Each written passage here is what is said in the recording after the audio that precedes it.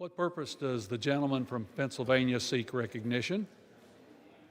Mr. Speaker, I ask unanimous consent that all members may have 5 legislative days to revise and extend their remarks and include extraneous materials in H.R. 7567. Without objection. Pursuant to House Resolution 1224 and Rule 18, the Chair declares the House in the Committee of the Whole House on the State of the Union for the consideration of H.R. 7567. The Chair appoints the gentleman from Idaho, Mr. Simpson, to preside over the Committee of the Whole.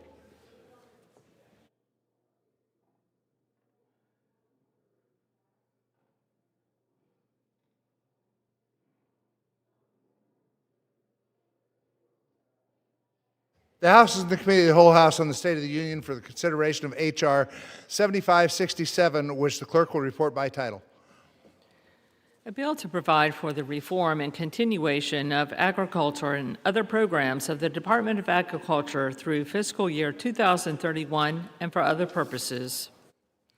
Pursuant to the rule, the bill is considered read for the first time. General debate shall be confined to the bill and shall not exceed 1 hour, equally divided and controlled by the chair and the ranking minority member of the Committee on Agriculture or their respective designees.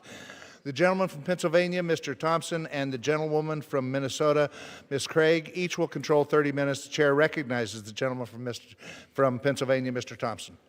Thank you, Mr. Chairman. I yield myself as much time as I may consume. Gentleman's recognized. Mr. Chair, I rise today in strong support of the Farm, Food, and National Security Act of 2026. It is more evident than ever that rural America needs a new farm bill now, not next year or next Congress. Producers are operating under the 3rd consecutive Farm Bill extension, and the simple truth is the policies of 2018 are no match for the challenges of 2026. It is time to get this critical legislative done. I've said it before, and I'll say it again, because it's important. This bill was not written in Congress. It was written out in the fields and pastures of our great nation while the Agriculture Committee held over 150 listening sessions. We went to farmers and ranchers and rural communities, and we asked them what they needed from Congress. Every provision in this bill is directly informed by what we learned in these listening sessions. Today, you will hear some opposing comments made that this is a partisan bill, and even more on what's not in the bill. And I'd like to remind everyone of the facts. This bill is filled with good policy that is also overwhelmingly bipartisan. Upon introduction, the Farm, Food, and National Security Act included or drew upon 150 bipartisan marker bills. During the committee's 22-hour markup, over 100 amendments were offered and debated, with 46 adopted, split evenly between Republicans and Democrats. It passed the committee with strong bipartisan support. It also enjoys the endorsement of over 500 agriculture stakeholder groups. I'm asking Congress to join the hardworking men and women who feed, fuel, and clothe our country in supporting this farm bill. Now is not the time to turn our backs on rural America, and I reserve the balance of my time. Gentleman reserves. Gentleman from Minnesota. Thank you, Mr. Speaker. I rise in opposition to this bill, and I yield myself such time as I may consume. Gentlelady is recognized. Mr. Speaker, at kitchen tables across this country, millions of Americans, seniors, working parents, and farmers are wondering how they're going to pay the bills or not lose money this planting season. From tariffs that have cost our farmers markets to a war that has increased the cost of fertilizer and diesel, farmers are struggling to hold on to that 3rd or 4th generation farm. This so-called skinny farm bill in front of us today does nothing to stop these losses or to help offset the $54 billion in losses farmers have had to absorb. Worse yet, it doesn't fix any of the underlying policy choices by Republicans and this administration that caused the problems in the first place. It turns a blind eye to the farmers calling for emergency economic assistance so they can afford to keep planting. It locks in the $187 billion cut to food assistance that Republicans made in the big, ugly bill, putting more pressure on struggling Americans at a time when the cost of groceries and health care continues to grow. That's what the Farm Bill doesn't do. It doesn't lower cost. It doesn't help save one family from farm bankruptcy, which is up nearly 50% since this administration took office. So what does this so-called bill attempt to do? Protect the world's largest pesticide companies from lawsuits, cut farm conservation programs by $1 billion, and overturn the will of voters in states nationwide that set specific animal welfare and food standards for themselves. Putting the harmful policies aside, the political calculus on this should be easy. Do we want to lower costs for farmers, working people, or do we want to protect pesticide companies that lock in cuts to food assistance at a time when grocery prices are spiking?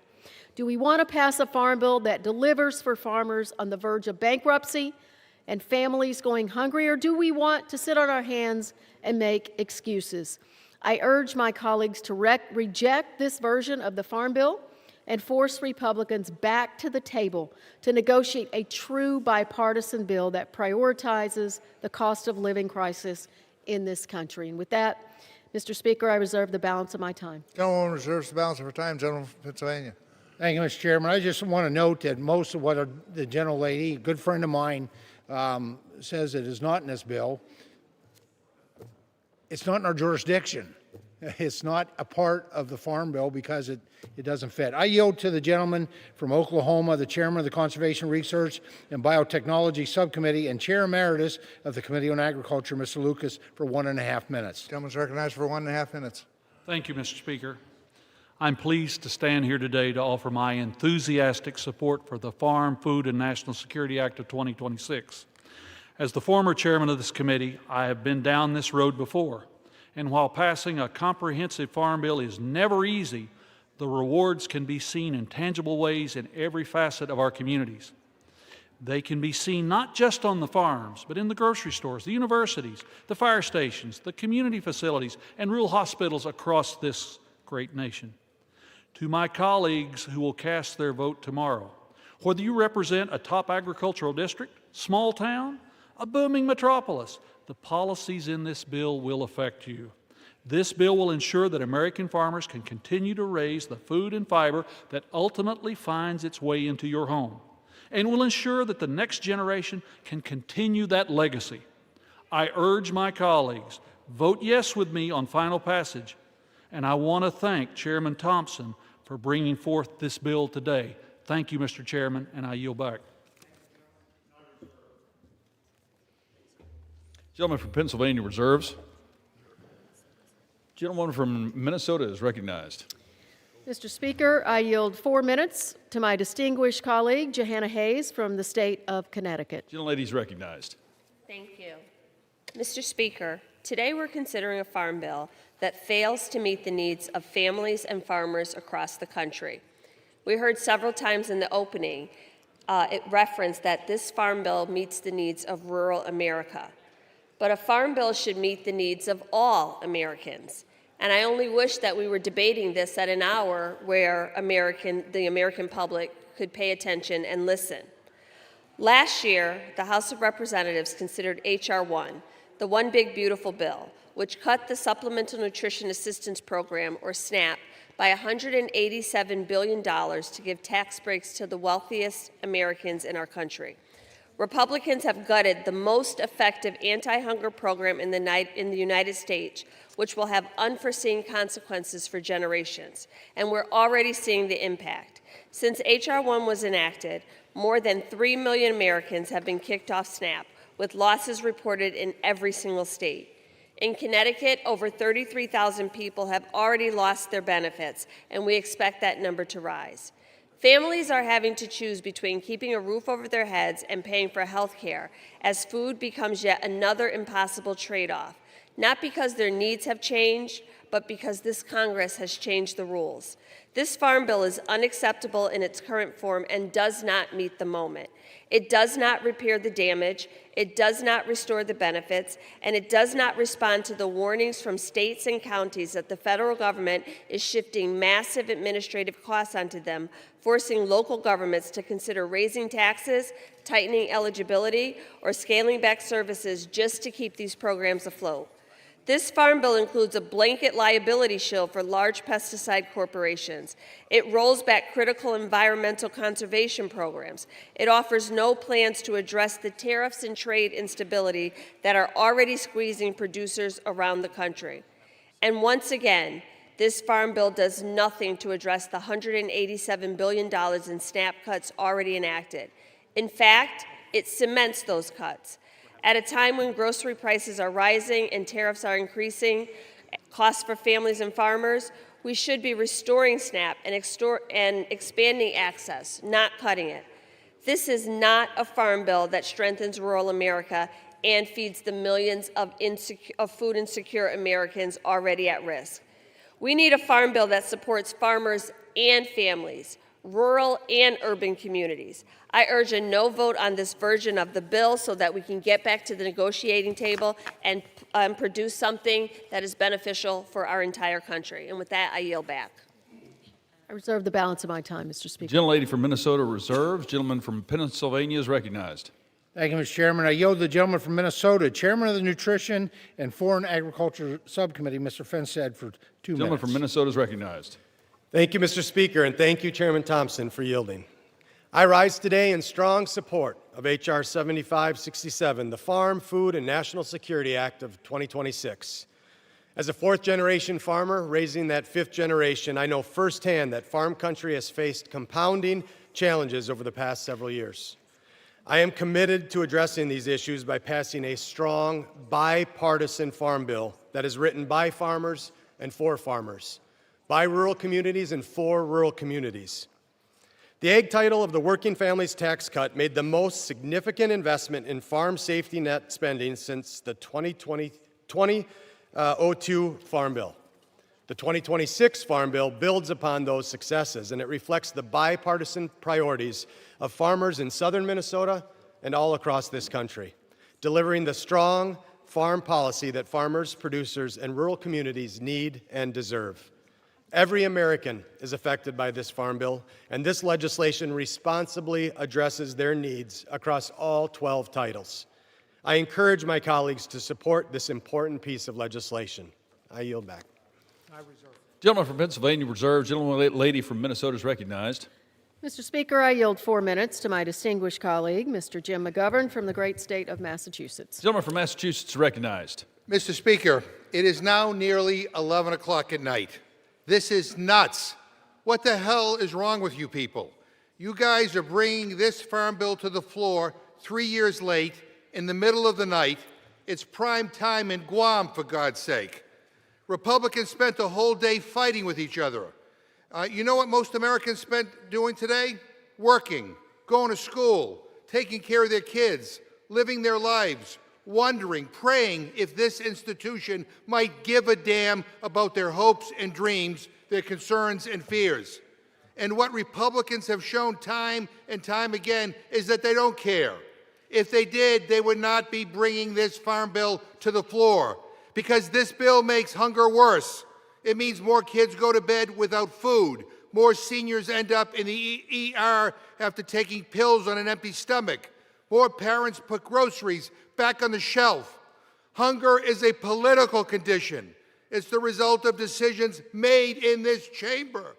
Republicans decided in their big ugly bill to make hunger worse. And with this farm bill, they are deciding to keep it worse by locking in massive cuts to food assistance. 48 million people in this country cannot afford food. And as a congressman and as an American, I'm ashamed of that. And I'm ashamed that in a nation as rich and powerful as ours, the people in charge of this town don't seem to give a damn. SNAP is food for seniors, it's food for families, food for veterans and Americans with disabilities. That's the majority of who is on SNAP. And when it comes to the rest, most have a job. They work 40, 50, 60 hours a week, and they still can't keep food in the fridge. People don't want to be on SNAP. We're talking about $6 a day, for God's sake. And they need help because we have a broken economic system. They need help because the average price of a pound of ground beef is now higher than the hourly federal minimum wage. They need help because our tax system rewards wealth instead of workers. They need help because grocery prices are too damn high, and Trump's war and his tariffs are making them worse. And instead of helping everyday people, Republicans take away their food and use it to give billionaires another tax break. It is outrageous, it is immoral, and it is wrong. This farm bill should address hunger. It does not. It should strengthen our food system from the farm field to the kitchen table. It fails that test miserably. And by the way, Republicans are running this place in a way that is an embarrassment, a disgrace to the institution and the people we represent. You know, it's hard to keep track of all the shady side deals this speaker is making and breaking on the floor today. Quite frankly, I wouldn't trust this Republican leadership to tell me the correct time. But based on what I've heard, we will be coming back to Rules Committee on this bill after the district work period. And I want to put you all on notice. I intend to offer, among other amendments, Representative Luna's proposal to protect Proposition 12, which was unfortunately left out of the rule that we're debating today.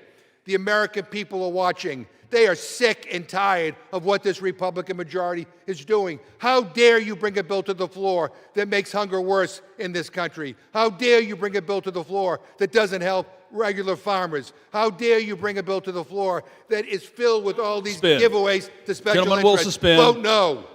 Members are reminded to direct their remarks to the chair. Gentlelady from Minnesota. I'd like to reserve the balance of my Gentlelady time. from Minnesota reserved. Gentleman from Pennsylvania is recognized. Mr. Chairman, facts matter. There was no reduction in the amount of the monetary value of SNAP benefits.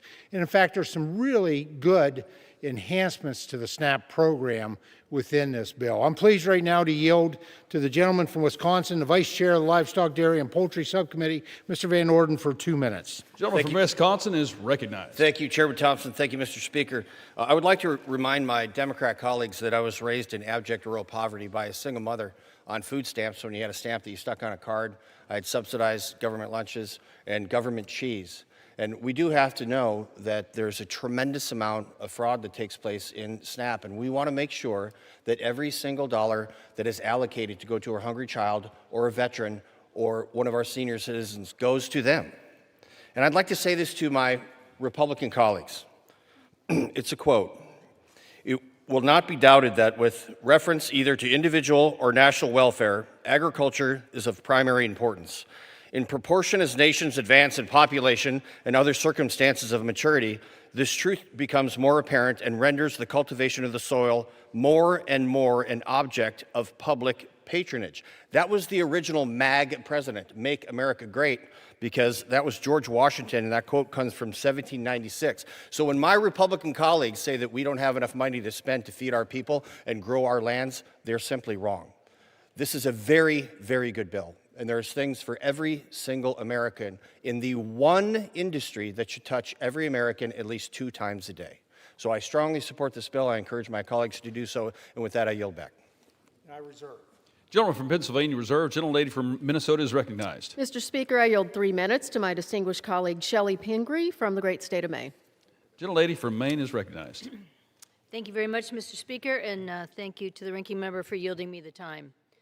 I am sorry to say that this is a terrible farm bill. As a result of this bill, more people will go hungry. More farmers will lose assistance to the conservation programs that are already oversubscribed, and more farmers who are struggling to make ends meet will find it more and more difficult to hang on to their farm.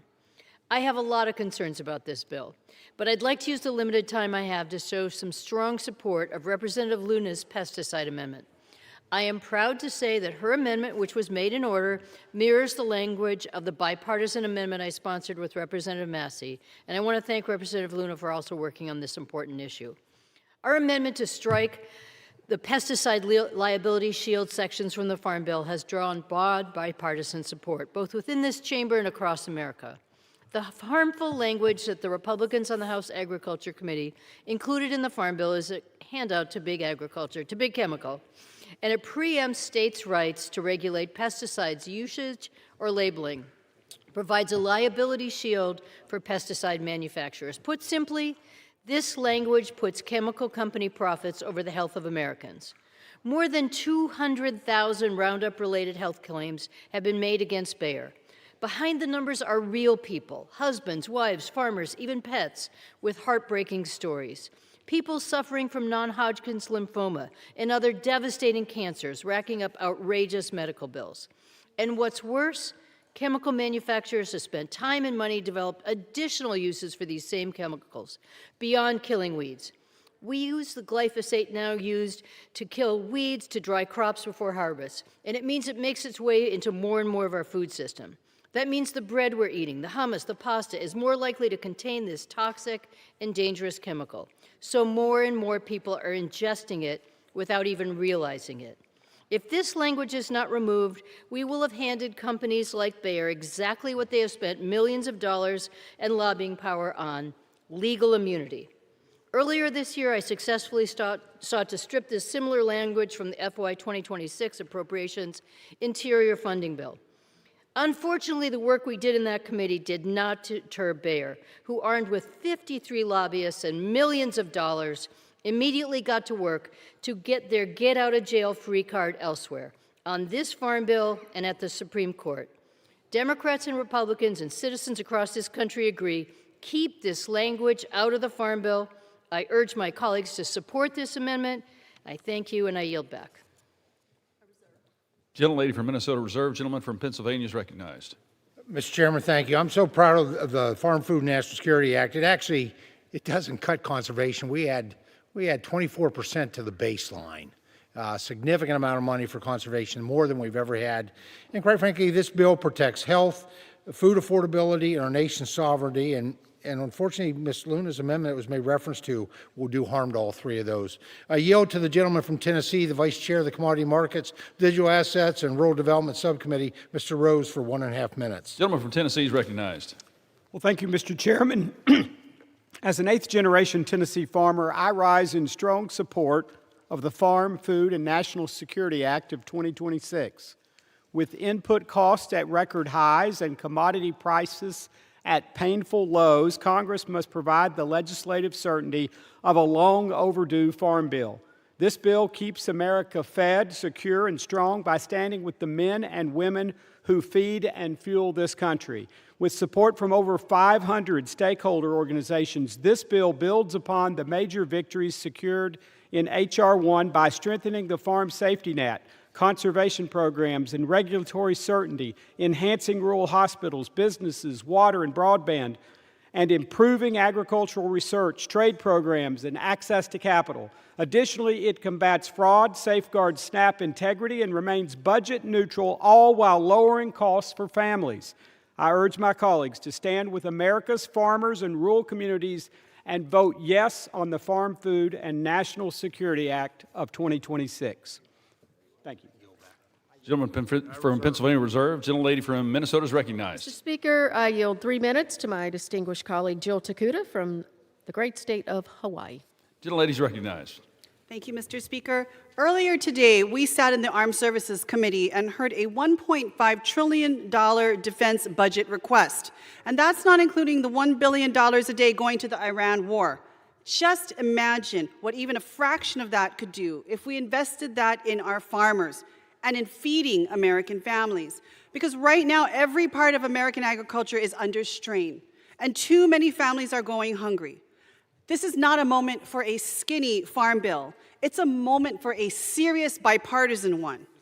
And yet, once again, specialty crop producers, the backbone of agriculture in states like Hawaii, are being shortchanged.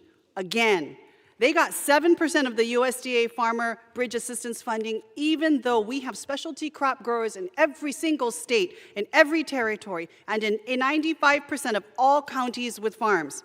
Democrats fought to fix that. We pushed for an additional $10 billion in support so these farmers could survive and compete. We were blocked. At the same time, this administration ripped away $660 million that helped get fresh local food into our schools, literally taking food out of the mouths of hungry kids and income out of the hands of farmers who grew it. We fought to cancel those cuts, but we were blocked. And let's be clear about the broader context. Tariffs, taxes on our own farmers have cost them billions and made food more expensive for everyone. That's not support, that's harm. So yes, this bill does harm for what it does and what it does not do. It opens the door to privatizing SNAP administration, making it harder for families to access basic nutrition. Conservation programs are lifelines when farmers are facing more severe natural disasters. This bill strips over $1 billion from conservation programs and guts in-kind assistance for RCPP partnerships, the very projects that help farmers invest in their land and build long-term resilience. And it shields the most powerful corporations while leaving everyday Americans with fewer protections. It's an outright poison pill that denies Americans their day in court. That's not a compromise. That's a step backwards. A farm bill that ignores these realities doesn't just fall short. It deepens the crisis. It tells farmers we're not listening. It tells families they're on their own. We can and must do better. I urge my colleagues, reject this bill, come back to this table, come back at a decent hour, not in the dark of night where we're trying to push through this bill and this amendment, and do the hard bipartisan work to deliver a farm bill that actually meets this moment. Vote no. Thank you, Mr. Speaker, and I yield back. Gentlelady from Minnesota reserves. Gentleman from Pennsylvania is recognized. Well, Mr. Chair, just a reminder, Farm Bill 1.0, which was signed into law last July, is the single largest investment in our farm families in a generation. There were $66 billion in beneficial in so many ways. And quite frankly, specialty crop growers love this farm bill we're working on right now. And this farm bill does restore the farm to school and the farm to food bank provisions. Yield to the gentleman from Indiana, a member of the Agriculture Committee, Mr. Mesmer, for 1.5 minutes. The gentleman from Indiana is recognized. Mr. Speaker, I stand today in strong support of the bipartisan Farm, Food, and National Security Act. This bill expands access to nearly 2,000 new demand streams for corn, soy, and farm waste through the BioPreferred program. The 2026 Farm Bill also marks an end to consumer transparency issues and preserves value-added labeling for byproducts that use American-grown farm products. In other words, this program serves as a demand driver for farmers in Indiana and across the country. Nationally, the bio-based products industry contributes $489 billion to the U.S. economy and drives nearly 40% of the demand for U.S.-grown ag products. The 2026 Farm Bill reaches farmers in a moment of great need and addresses concerns surrounding market access, input cost, farm succession, and economic viability in rural America. I urge my colleagues to join me in supporting American farmers by voting in favor of this American Farm Bill, and I yield back. Gentleman from Pennsylvania reserved. Gentlelady from Minnesota is recognized.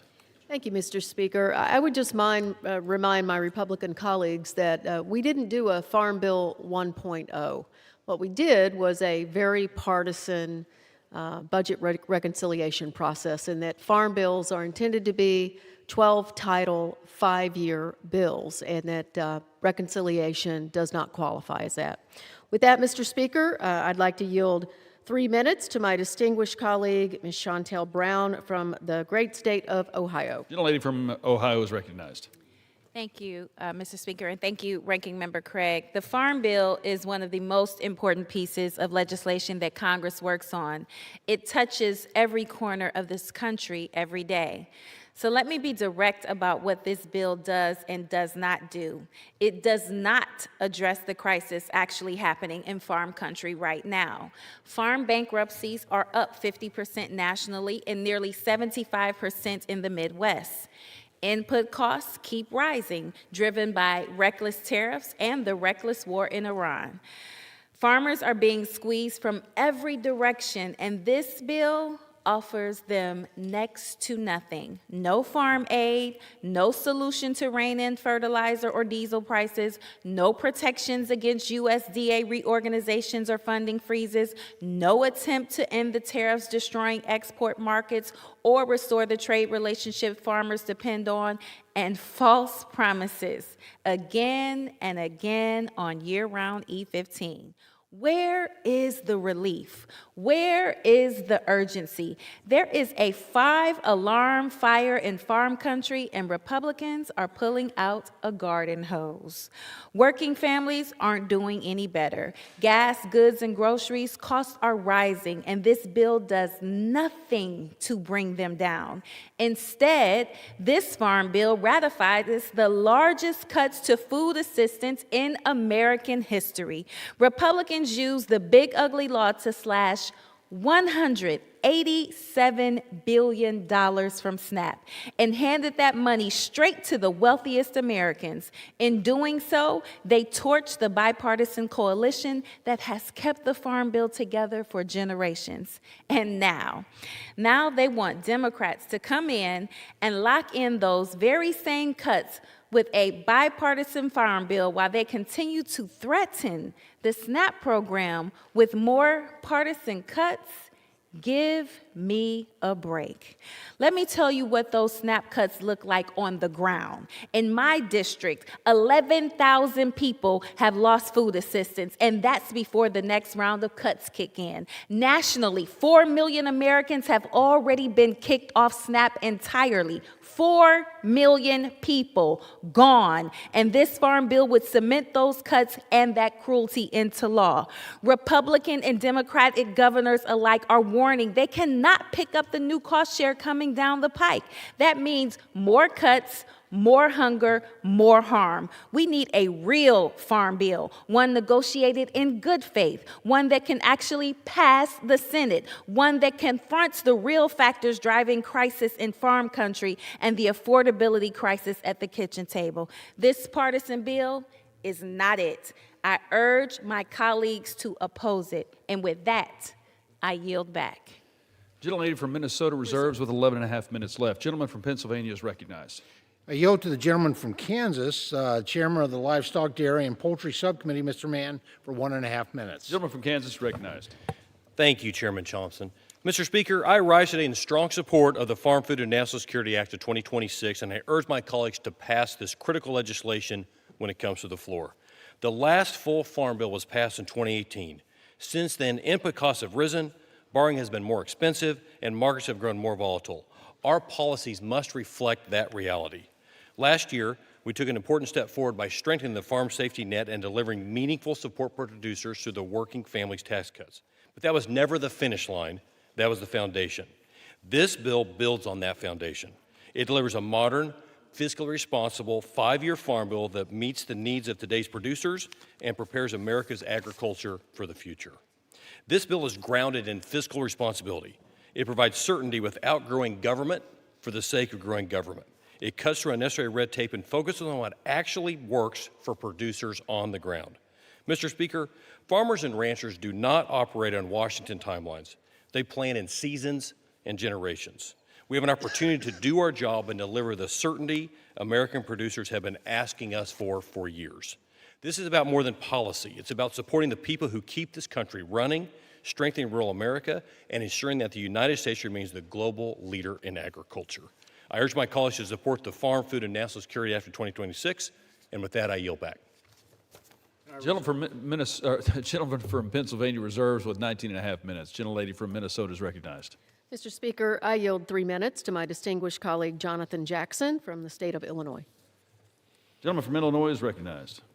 Mr. Speaker, Chairman Thompson, Ranking Member Craig, my distinguished colleagues, I rise today not merely to speak about a piece of legislation, but to speak about a moral covenant, one that binds this nation to those who till its soil, who rise before dawn and labor until dusk, who ask not for charity, but for fairness, not for sympathy, but for justice. For the Farm Bill in its truer sense is not simply about crops and commodities. It is about the people. It's about dignity of work. It's about whether America will honor the hands that feed her. And so I come today to lift my voice in support of my amendments, numbers 98 and 206, but also to lift a greater truth that public policy, if it is to be righteous, must be rooted in both economic wisdom and moral clarity. My First Amendment directs the Secretary of Agriculture to report to the Congress on the increased cost that American farmers are facing due to rising costs of diesel and fertilizer prices, costs that are a direct result of President Trump's unilateral action to embroil the United States in a protracted war with Iran. We cannot, my friends, turn a blind eye to the burdens facing our farmers. When diesel prices rise, it's not an abstraction. It is a tractor that sits still when fertilizers cost soar. It's not theory. It's a field left barren. And when global conflict disrupts the fragile balance between the supply and demand, between our trade and our partners, it's not distance. It is deeply personal to the farmer whose livelihood hangs in the balance. A nation that depends upon its farmers must not ignore its cries.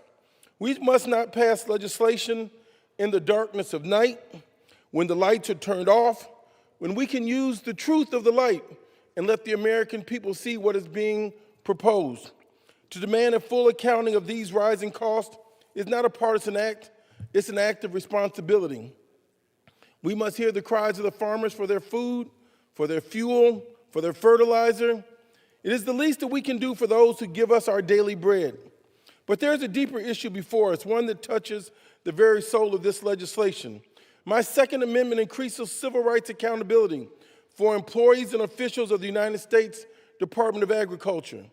Before I proceed, I must pause and pay tribute to a man of great conscience and steadfast courage, my friend and our colleague, Chairman David Scott. Congressman Scott stood as a bridge between policy and principle. He understood that agriculture is not merely an economic enterprise, it is a human enterprise.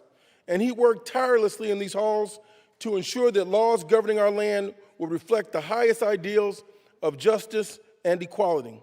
Today we labored to strengthen civil rights protections within this farm bill because we knew that the history of the United States Department of Agriculture has not always been a story of fairness. Gentleman's recognized for another 30 seconds. I thank you, Ranking Member Craig. For too long, there were farmers, black farmers, brown farmers, women farmers, who knocked on the doors of opportunity and were turned away, not because of the content of their character, but because of the color of their skin. And we say today with clarity and conviction, no more. No more shall discrimination hide behind bureaucracy. No more shall injustice wear the mask of procedure. No more shall farmers be made to feel like a stranger on their own land. Accountability is not about punishment, it is progress, it is the foundation upon which trust is built. And if this government is to ask its citizen to believe it, then it must prove itself worthy of that belief. My amendment is not radical, it is a righteous piece of legislation. It affirms that those entrusted with public service must also be held to public awards. Mr. Speaker, that justice delayed shall not become justice denied. Mr. Speaker, my friend, the Farm Bill is not just a legislative document. It is a moral document. It speaks to us who are as a nation, which declares that what we value, and it reveals whether we're willing to Another match 30 seconds. our words with our deeds. We will stand with the farmers struggling under rising costs. We will stand with the farmers seeking justice at the hands of this government. I thank you for gracing me with more time. We will stand for fairness, for accountability, and for the dignity of work, and we will remain silent. We will not remain silent in the face of inequity and inequality. I submit to you today that the time for silence has passed. Let us build a farm bill that feeds not only the body, but feeds the soul of America. Mr. Chairman, I yield back. Thank you, Mr. Thompson. Thank you, Ranking Member Craig. Gentlelady from Minnesota reserved. Gentleman from Pennsylvania is recognized. Mr. Chairman, I thank my good friend from Illinois mentioning our former colleague that we all miss dearly, and David Scott. And that's why I'm proud this bill actually memorializes him by naming the 1890 program permanently in his honor. And I'm sure glad that we did that in the bill markup in committee when he was there versus waiting to do it here on the House floor. I now yield to the gentleman from Iowa, a member of the Agriculture Committee, Mr. Nunn, for 2 minutes. Gentleman from Iowa is recognized for 2 minutes. Thank you, Mr. Speaker, and thank you, Chairman Thompson, as well as Ranking Member Craig. This has truly not only been a bipartisan effort, but this is an effort that leads for America. Mr. Speaker, I'd like to speak today on behalf of Iowa's farmers and the millions of Americans who depend on a strong farm economy, known for both food security, something Iowa does very well in, as well as national security, something we've all participated in here. The hardworking men and women who drive Iowa forward, who feed and fuel our country and the world, are the driving force behind this year's Farm Bill, a bill which I believe Congress has worked hard to deliver for them. Whether it be corn or soybeans, pork or cattle, poultry, and as a sixth-generation sheep farm kid, all of our livestock, we are making a positive impact here. During my time, I've spent a lot in the 3rd District of Iowa, talking to all 21 counties, and I'm proud to say in this Farm Bill, with our leadership team, we've been able to pass 21 of my provisions. And that includes everything from helping a beginning farmer, improving water quality, investing in rural broadband, and cracking down on illegal puppy mills. And challengingly, at the start of today, we were set to start debate on passing this bill. But D.C. sometimes does what D.C. does, and Washington deals threaten to undo the hard work we've done across the aisle to deliver for our farmers. But, Mr. Speaker, we stood up. I apologize to our Speaker because I shouted out on the floor that this Farm Bill has to move forward. And after working through this, a long night indeed, we were able to move forward. I want to thank both Speaker Johnson, the Majority Leader, and the Whip for staying in the room and committing to both sides to have a vote on the Farm Bill and making sure also that we move forward on nationwide, year-round E15 when we come back from recess. This is a bipartisan win for farmers. It is a win for rural Iowa. And most importantly, Mr. Speaker, it's a win for all of America. I'm proud to be part of this Farm Bill. Thank you very much, Mr. Chair. I yield my time. Gentleman from Pennsylvania reserves. Gentlelady from Minnesota is recognized with 7.5 minutes remaining. Thank you, Mr. Speaker. I yield 3 minutes to my distinguished colleague from the state of Maryland, Ms. McLean Delaney. Gentlelady from Maryland is recognized. Thank you, Mr. Speaker, and thank you, Ranking Member, for yielding. As the only Marylander on the House Ag Committee, I rise to speak about what's at stake in this Farm Bill for our farmers and also for rural America. The ag sector is personal to me, as I grew up in a farming family, in Idaho, a potato farmer's daughter, and right now, farms are being squeezed in every direction. Higher costs due to tariffs, immigration-related labor shortages, and supply chain disruptions. There is a 46% increase in farm bankruptcies this year over last. It is a crisis. USDA is also moving forward with a major reorganization without clear congressional approval. I strongly believe this reorg will cost more in the long run than it saves and will undercut vital services farmers need. A real concern is the loss of decades of institutional knowledge and agency expertise, as USDA civil servants are not uprooting their lives to relocate across the country, which then translates into less technical assistance and ongoing support for our farmers. Equally important, and the reason why I've waited for 6 hours to speak, is pivotal national research is being undermined. Maryland is home to Beltsville's Agricultural Research Center, BARC. BARC is one of the crown jewels of America ag science, and for nearly a century, yes, for nearly 100 years, it has helped farmers fight pests and disease, improved nutrition, housed our nation's bee lab, and protected natural resources. Our Maryland dairy farmers applaud BARC for its work on the screwworm, a horrible parasite devouring livestock across our country. If the administration decommissions places like BARC, we lose decades of expertise that simply cannot be quickly replaced and transferred. It's a travesty. At this moment, our farmers need more certainty, more science, and more support. We must meet the moment. Sadly for me, this Farm Bill does not. It does cut USDA services, it cuts rural funding by 20% compared to 2018, and it does rescind over $1 billion from conservation programs which provide less support for soil health and water quality. And perhaps most heart-wrenching of all these points is this bill fails to restore SNAP, the bipartisan cornerstone of many years of farm bills. USDA revealed that 3 million Americans have already lost benefits since the passage of H.R. 1. In my district, 1 in 9 families rely on SNAP, half of them children. And many of these recipients do work. They just can't make ends meet or on their current take-home wages. To me, this is a moral failure that none of us wants. And these cost allocations for the great state of Maryland are truly unsustainable. While many of us wanted nothing more to work towards a bipartisan farm bill, Given the above reasons, I urge a no on this legislation.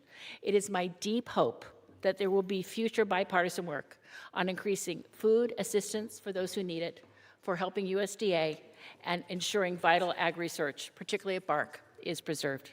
Thank you, and I yield back.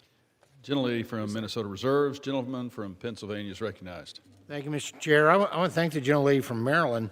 In the first part of her presentation, she clearly made the case of why we need the Farm Food and National Security Act when she very accurately talked about all the challenges and difficulties our farm families are facing. And just a reminder, we have not cut, SNAP benefits have not been cut. I will yield to the gentlewoman from Florida, a member of the Agriculture Committee, Mrs. Kamek, for 2.5 minutes. Gentlelady is recognized. Well, thank you, Mr. Speaker. I rise today after years of fighting for this to say, yes, we are finally getting the Farm Bill done. The Farm Food and National Security Act of 2026 is not just a farm bill, it is a lifeline. And for the farmers and ranchers in Florida, the men and women who wake up before the sun, who work through the hurricanes and the freezes and the disease outbreaks, who have been delivering for this country while Washington didn't deliver for them, this moment is long overdue. Now, let me be direct about something. Our farmers, they did not create the chaos of rising input costs. They did not ask for the hurricanes that wiped out their groves and flooded their fields. They did not cause the freezes that killed their crops or the citrus greening that has devastated entire industries. They absorbed it all quietly and stubbornly because that is what our producers do. And for too long, Washington's response has been paperwork delays and disaster programs that didn't meet the moment, did not reflect reality. Mr. Speaker, we all know that food security is national security. Every acre that is abandoned, every grove that is not replanted, every farmer who walks away, that is a strategic loss. Our adversaries understand this, even when people in this very chamber choose to forget it. A nation that cannot feed itself is a nation that is not secure and a nation that can be controlled from abroad. Americans should never have to rely on foreign food. And let us not forget that the first line of defense in American health is not a hospital, but a farm. You cannot feed a healthy nation on substances manufactured in a lab. You need farmers, you need growers, you need ranchers. You need the men and women of this country that are producing real food for real families. That is MAHA. That is MAHA. You cannot fix the health of this nation if you don't pass the Farm Bill.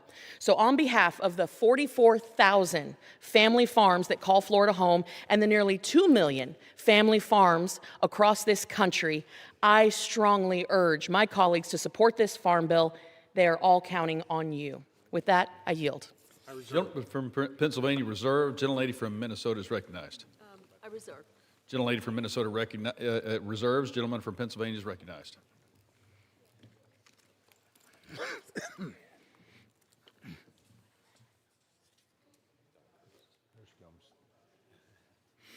Mr. Chair, I yield to the gentlewoman from Texas, Vice Chair of the Nutrition and Foreign Agriculture Subcommittee, Mrs. De La Cruz, for a minute and a half. Gentlelady from Texas is recognized. Thank you, Mr. Speaker, and thank you, Chairman. And when I say thank you, I mean thank you, thank you, thank you. It has been 3 long years that we have not been able to pass the most bipartisan farm bill that this chamber has seen. And what the other side of the aisle is saying is completely nonsense. Our chairman has gone from east to west, from north to south, from Democrat to Republican counties and states to see what our farmers truly need. And guess what? This farm bill shows it. The American people who are watching this right now at close to midnight are saying to themselves, what is the holdup? It's been 3 years. This is a bipartisan farm bill. This is a farm bill that meets the needs of the farmers. And guess what? It meets the needs of our American people. It will ultimately lead to lower prices for not only our farmers, but for the everyday American that's buying groceries at the grocery store. This nonsense needs to stop. stop. This bipartisan showcase that is happening tonight must stop. It is time to pass the Farm Bill and not wait a moment longer. Every trade association, every farm association is saying to pass the Farm Bill, and not the activists, but the actual Farm Bill. People who believe that farmers and American national security, farm security, comes first. Thank you. I yield back.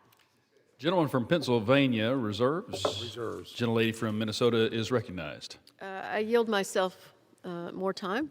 I don't really know what I just listened to. There are 700 organizations who are opposing this farm bill.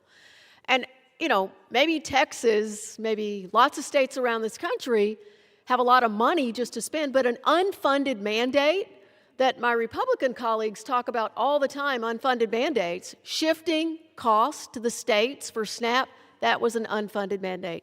Mr. Speaker, I reserve my time. Gentlelady reserves. Gentleman from Pennsylvania is recognized. Yeah, I continue to reserve. Gentleman from Pennsylvania reserves.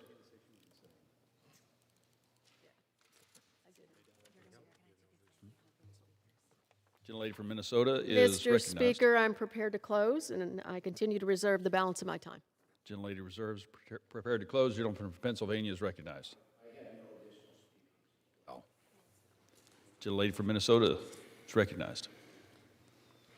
Thank you, Mr. Speaker.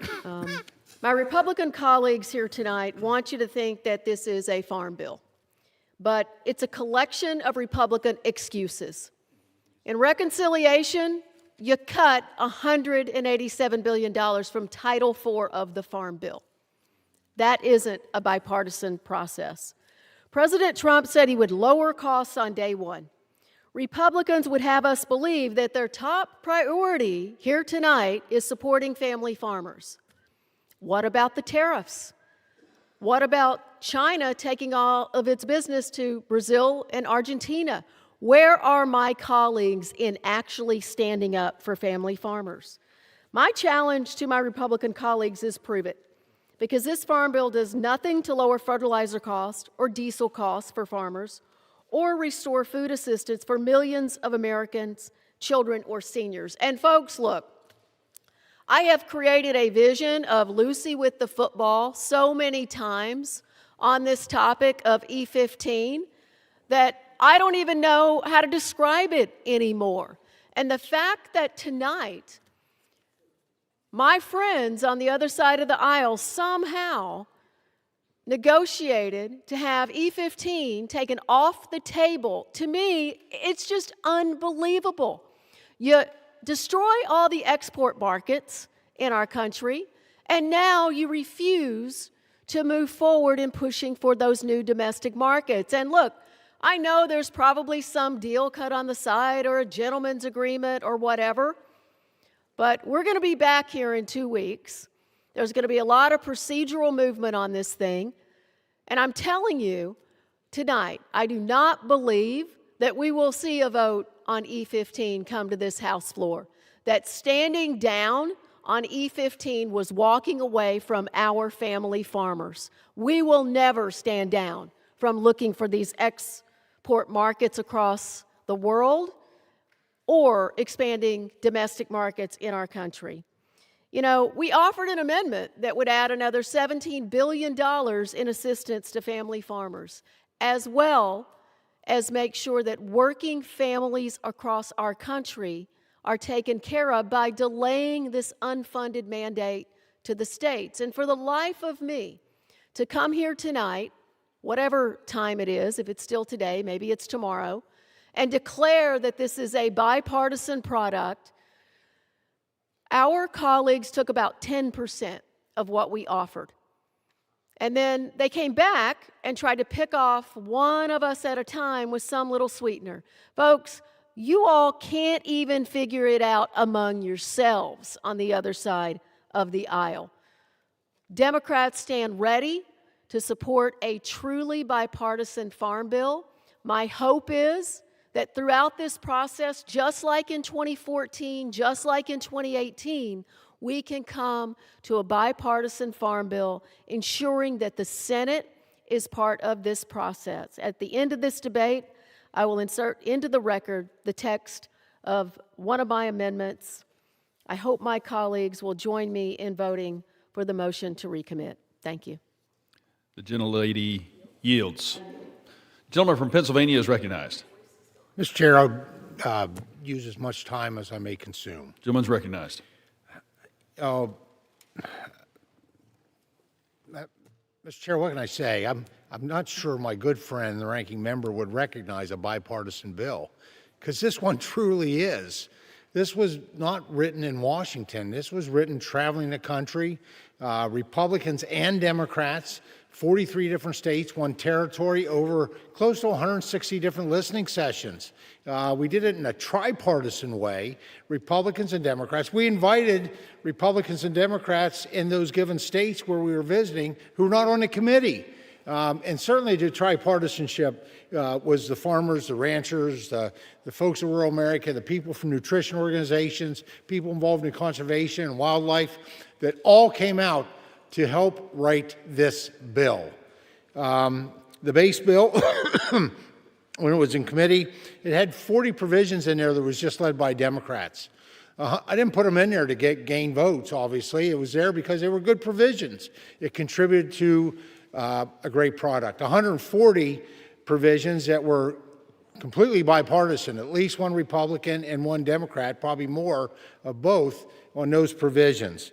As you heard in the amendment process in committee, we had 100 amendments that were debated, and quite frankly, what was accepted was really about 50-50. It was equal. So, you know, I'm not, there must be a definition of bipartisanship I'm just not aware of. This is, and I hear a lot of discussions here tonight about things that are not in the bill, not in our jurisdiction. Things like financial assistance. Hey, I helped lead the first financial assistance over a year ago for our farmers, and we need more, but it's not within the scope of the Farm Bill. I hear about E15. I don't think that's such a bad idea, year-round E15, but that's energy and commerce. That's not the Agriculture Committee. I hear about trade. Well, trade is ways and means. I will say we did double foreign market development and market access program, which is tools to help our farmers take access to trade, but we don't have trade itself in our jurisdiction. And there are no snap cuts. The amount of money that families get is the same as what they got under the Biden administration. Now, we increased accountability. If you're here illegally, you're not eligible, because this is something that's really meant for citizens. And we've done enhancements to the SNAP program. We're going after criminals within this Farm Bill, looking at increasing technology with the EBT cards that prevents misuse of it, enhancements, dairy incentives, adding protein incentives with SNAP. And so, this is a great bill. This is a bill for today. This is a bill also for tomorrow. And I'm proud of the bipartisan work went into it. I'm a little disgusted, actually, by the politics that have come into this. You know, folks that are running for higher office or they're looking to November. I don't look to the November. I look every day to how we can help our farm families, our ranch families, forestry families, and the everyday Americans who pick up the tools of agriculture, be it a knife, fork, or spoon. And so I do appreciate the opportunity to be able to bring this bill forward and encourage, in the end, a positive vote. And so, Mr. Chairman, I yield back the balance of my time. The gentleman yields. All time for general debate has expired. Pursuant to the rule, the bill shall be considered for amendment under the 5-minute rule. In lieu of the amendment in the nature of a substitute recommended by the Committee on Agriculture printed in the bill, an amendment in the nature of a substitute consisting of the text of Rules Committee Print 119, Tac 22, modified by the amendment printed in Part A of House Report 119, Tac 628, shall be considered as adopted. The bill as amended shall be considered as the original bill for purposes of further amendment under the 5-minute rule and shall be considered as read. No further amendment to the bill as amended shall be in order except those printed in Part B of House Report 119, Tac 628, and amendments in block described in Section 3 of House Resolution 1224. Each further amendment printed in Part B of House Report 119, Tax 628, may be offered only in the order printed in the report by the member designated in the report, shall be considered as read, shall be debatable for the time specified in the report, equally divided and controlled by the proponent and an opponent, shall not be subject to an amendment, and shall not be subject to a demand for division of a question. It shall be in order in any time for the chair of the Committee on Agriculture or his designee to offer amendments en bloc consisting of amendments printed in Part B of House Report 119, Tax 628, not earlier disposed of. Amendments en bloc shall be considered as read, shall be debatable for 20 minutes, equally divided and controlled by the chair and ranking minority member of the Committee on Agriculture or their designees, shall not be subject to amendment, and shall not be subject to a demand for division of the question. For what purposes does the gentleman from Pennsylvania seek recognition? Mr. Chairman, pursuant to House Resolution 1224, I offer amendments en bloc. Clerk will designate the amendments en bloc. On block number 1, consisting of amendments numbered 6, 9, 10, 11, 12, 13, 17, 19, 23, 25, 32, 34, 35, 37, 40, 43, 44, 48, 52, 53, 54, 55, 56, and 57, printed in Part B of House Report number 119-628, offered by Mr. Thompson of Pennsylvania. Pursuant to House Resolution 1224, the gentleman from Pennsylvania, Mr. Thompson, and the gentlewoman from Minnesota, Ms. Craig, each will control 10 minutes. The chair recognizes the gentleman from Pennsylvania. Mr. Chairman, I yield to the gentleman from Arkansas, Chairman of the Natural Resource Committee, Mr. Westerman, for 3 minutes. The gentleman from Arkansas is recognized. Thank you, Mr. Chairman, and thank you, Chairman Thompson, for yielding and for your excellent work on this farm bill. I rise in support of my amendment that's included in the en bloc and also in support of the underlying bill text. My amendment would add biostimulants to the Farm Bill's biochar demonstration project. Biostimulants are substances or microorganisms that stimulate natural plant processes to enhance nutrient uptake and efficiency for crops. Trees are amazing organisms. They're made up of over 1,000 natural chemical compounds that include biostimulants. And like biochar, biostimulants have been used by farmers for decades, but offer potentially new and exciting applications. Further research into these two areas can create a win-win for our fire-prone, overgrown national forest and for farmers across the country. Managing our forest is going to require new markets, and biostimulants offer promise of a market-based solution that would make removal of low-value materials from our national forest more economical while making our farmland more productive. In fact, during President Trump's first term, USDA estimated that biostimulants could become a $5 billion global market. By adding biostimulants to the biochar demonstration project, my amendment will provide more science and understanding that can support farmers, create jobs, and reduce the risk of catastrophic wildfire. This amendment does this by allowing biostimulants to be tested in downstream projects in demonstration projects across the country, and by incentivizing new research into biostimulants. I urge my colleagues to vote yes on this amendment, and I yield back the balance of my time. I reserve. Gentleman from Pennsylvania reserves. Gentlelady from Minnesota is recognized. Thank you, Mr. Speaker. I appreciate that we were able to work on a bipartisan basis here tonight on this en bloc amendment. It keeps us from having to be here even further into the night. I wish that this process overall was as collaborative on the underlying bill. For example, we supported the addition of the Fedor check number 12. However, this amendment does nothing to address the very real problems that family farmers are facing. Unfortunately, it's the Trump administration's actions which make this study even necessary and timely because of the president's trade war against the world and his actual war against Iran. Farmers have experienced skyrocketing fertilizer prices in addition to other input costs. Had farmers received any warning of these actions, they could have better prepared themselves for the price shocks that they are now feeling. They could have invested in fertilizer storage facilities on their farms so they would have had some place to store their pre-purchased fertilizer needs ahead of these new price spikes. When the war with Iran started, the secretary said 80% of farmers had already locked in their fertilizer needs, but we know now that that was radically incorrect.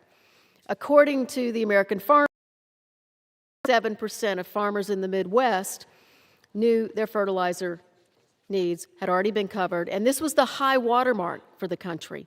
In the South, less than 20% have their needs. Massachusetts is recognized. Thank you. Were blocked by this Republican majority.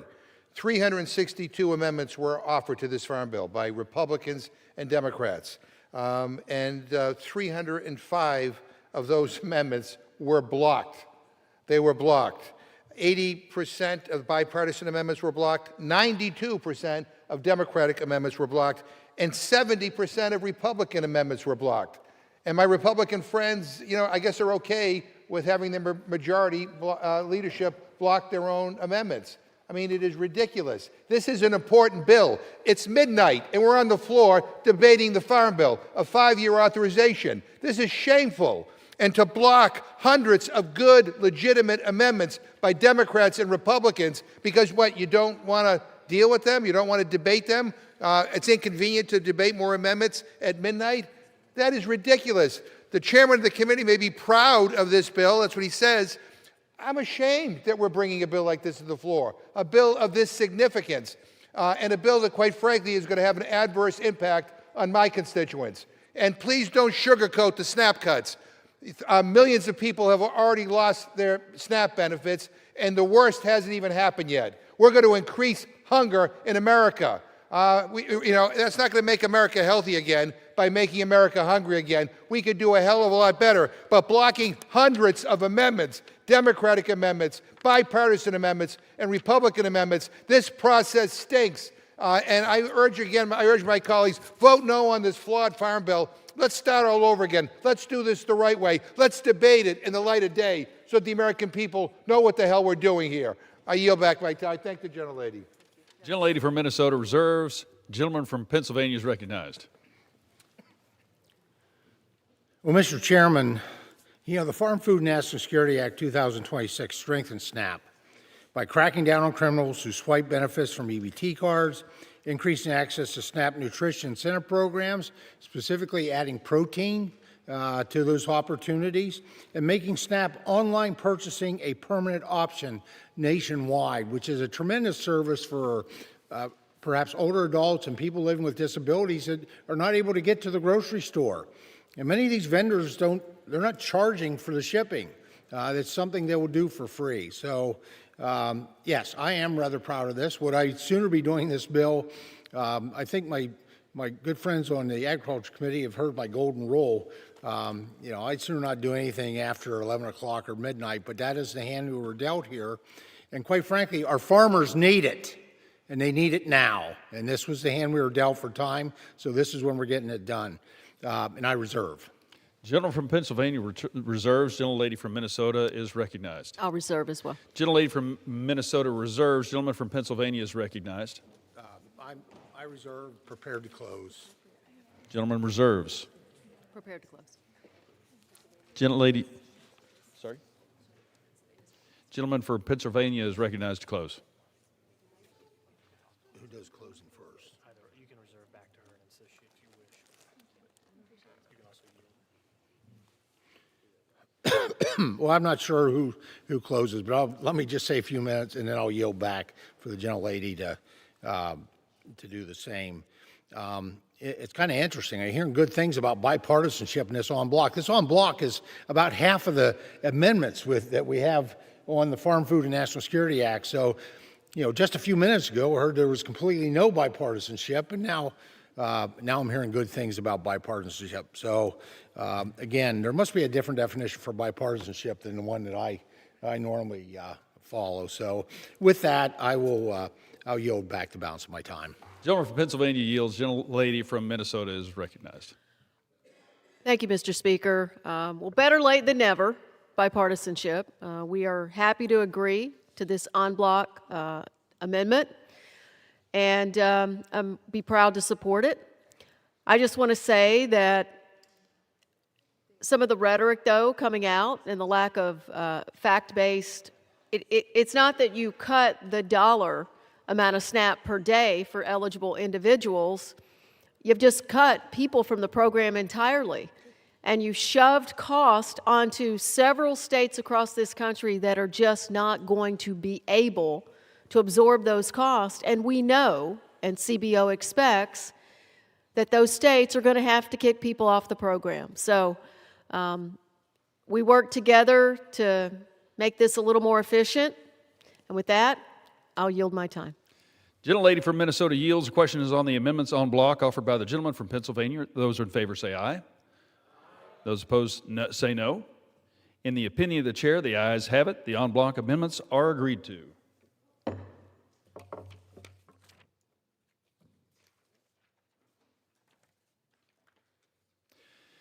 It is now in order to consider amendment number 1, printed in Part B of House Report 119, Tax 628. For what purpose does the gentleman from Washington seek recognition? Thank you, Mr. Chairman. I have an amendment at the desk. Clerk will designate the amendment. Amendment number 1, printed in Part B of House Report number 119-628, offered by Mr. Baumgartner of Washington. Pursuant to House Resolution 1224, the gentleman from Washington, Mr. Baumgartner, and a member opposed, each will control 5 minutes. The chair recognizes the gentleman from Washington. Thank you, Mr. Chair. Mr. Speaker, I rise in support of my amendment, and I would like to yield myself as much time as I may consume. Gentleman's recognized. Thank you, Mr. Chair. My amendment would include the Columbia Basin project in the Western Waters Regional Conservation Area. This area here would be included in this larger green area. Let's start with the facts. The Columbia Basin project spans nearly 1.1 million acres in central Washington. One of the most, 85, gives the USDA discretion to prioritize conservation investments. This amendment simply ensures that the Columbia Basin is given due consideration for programs like the Regional Conservation Partnership Program. It's not a mandate, it's not a change in water rights, it's not a new bureaucracy. And if included, the Western Waters Critical Conservation Area, the Columbia Basin Project land area will provide fertile ground to build irrigation and water conservation projects. This will provide targeted access to federal tools and support structure to help farmers to use it more efficiently, improve soil health, and bring more to land into productive, sustainable use. If we are serious about conservation in the West, which we certainly should be, and it's something that Republicans and Democrats, I think, share together, we need to work with the lands and work on projects like this. This is a practical amendment, it is a pro-farmer amendment, and it is a smart use of water policy for the future. I urge adoption, and I reserve the balance of my time. Gentleman reserves. For what purpose does the gentlelady from Ohio seek recognition? Mr. Speaker, I rise in opposition to this amendment, and I yield myself as much time as I may consume. Gentlelady is recognized for 5 minutes. Thank you. The Columbia Basin Project is a federally authorized project managed by the Bureau of Reclamation, part of the Department of Interior. At its heart is the Grand Coulee Dam, which has the primary purpose of supplying water for irrigation and producing power. There are secondary benefits, such as aiding flood control and providing recreation opportunities. The Western Waters Regional Conservation Area, by contrast, is designated by the Department of Agriculture as a critical conservation area whose primary purpose is to address insufficient water and habitat. I am concerned, therefore, that this amendment may divert funds meant for drought relief toward areas that have a dam supplying them water.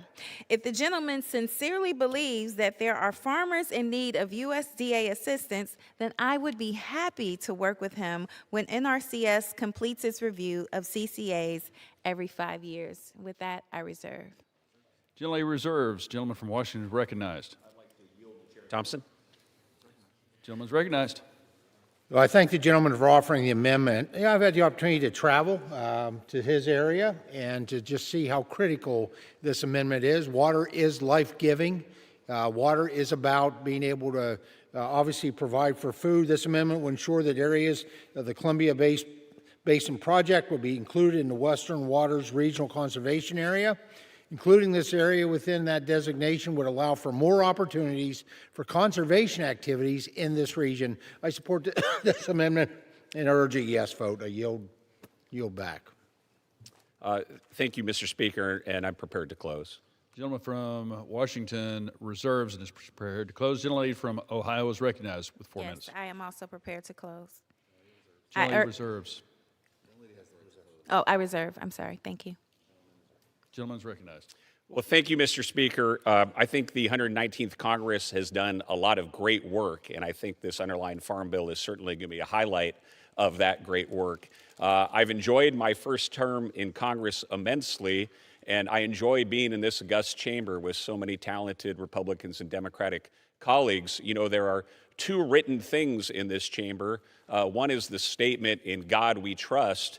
The other is the quote by the good representative from Massachusetts, Daniel Webster, which is above your head. And I will just close by reading a portion of that statement. I think about that frequently when we vote here. I don't think, frankly, all the time that everything we vote on rises to fulfill the statement that is listed in this chamber. But as the great Daniel Webster said, "Let us develop the resources of our land and call upon their powers so that we in our time may do something that will be remembered." I think when Franklin Delano Roosevelt worked with Republicans and Democrats to develop the Columbia Basin Project, they did something that called forth the powers of the land, something that was remembered and benefited many future generations. I think with the adoption of this amendment to include this portion in our water conservation efforts, we are doing something that will benefit future generations. With that, Mr. Speaker, I close. The gentleman from Washington yields, and the gentlelady from Ohio is recognized. Thank you, Mr. Speaker. As I expressed in my earlier remarks, I continue to oppose this amendment, and I urge all members to oppose this amendment, and I yield back the balance of my time. Gentlelady yields. Questions on the amendment offered by the gentleman from Washington. Those in favor say aye. Those opposed say no. In the opinion of the chair, the ayes have it. The amendment is agreed to.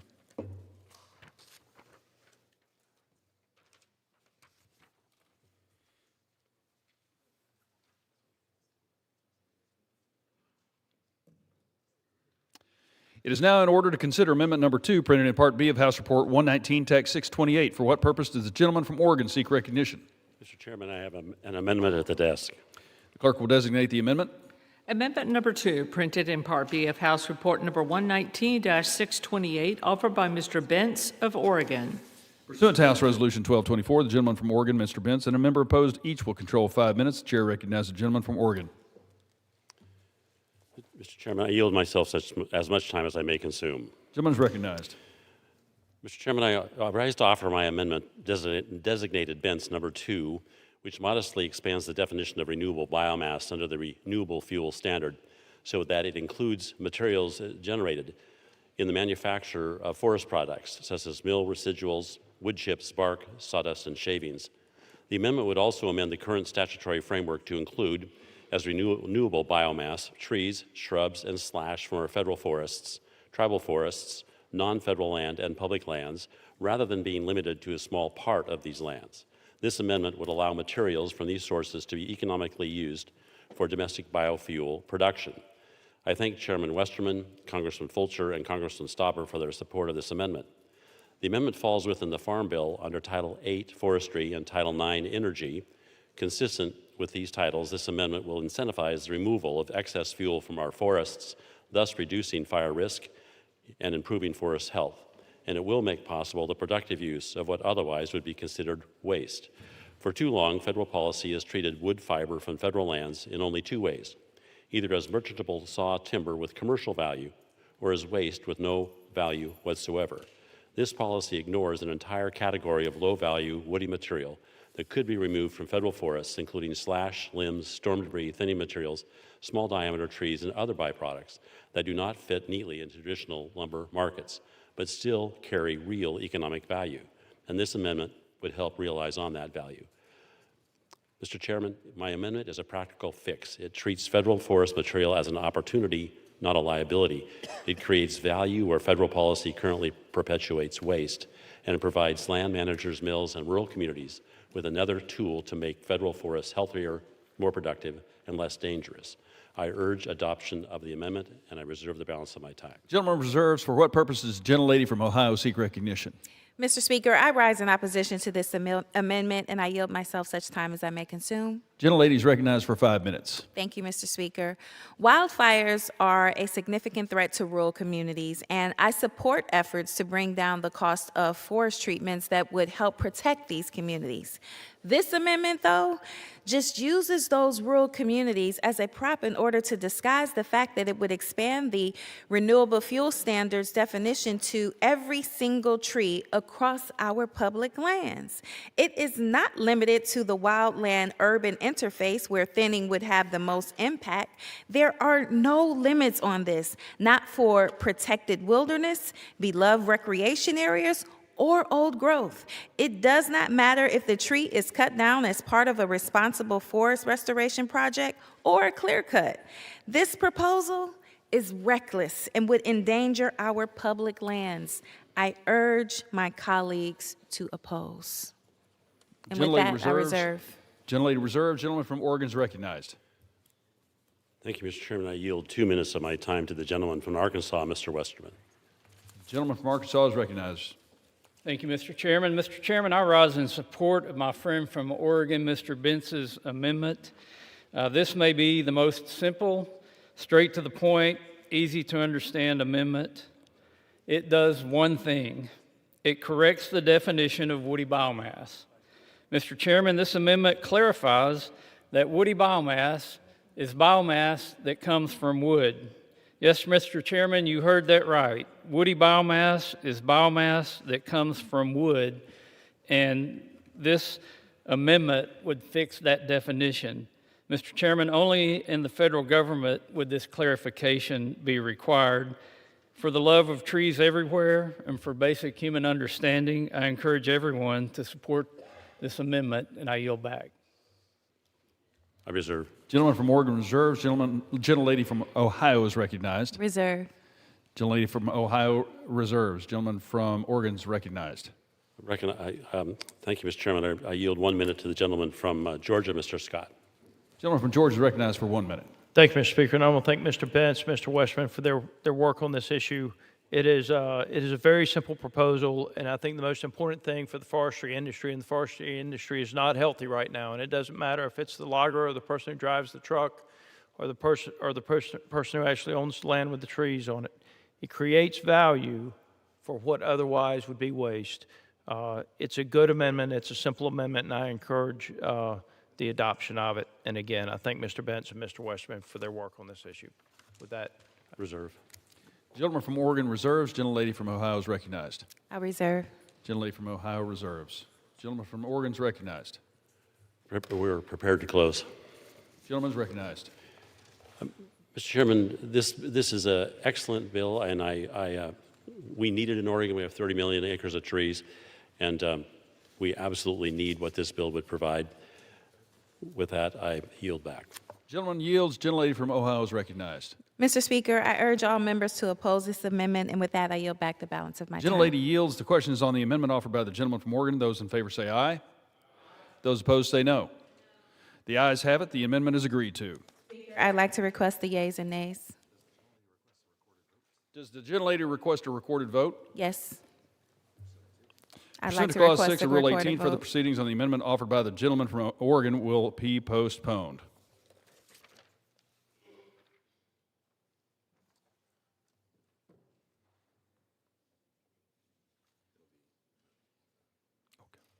It is now in order to consider Amendment Number 3, printed in Part B of House Report 119, Text 628. For what purpose does the gentlewoman from Ohio seek recognition?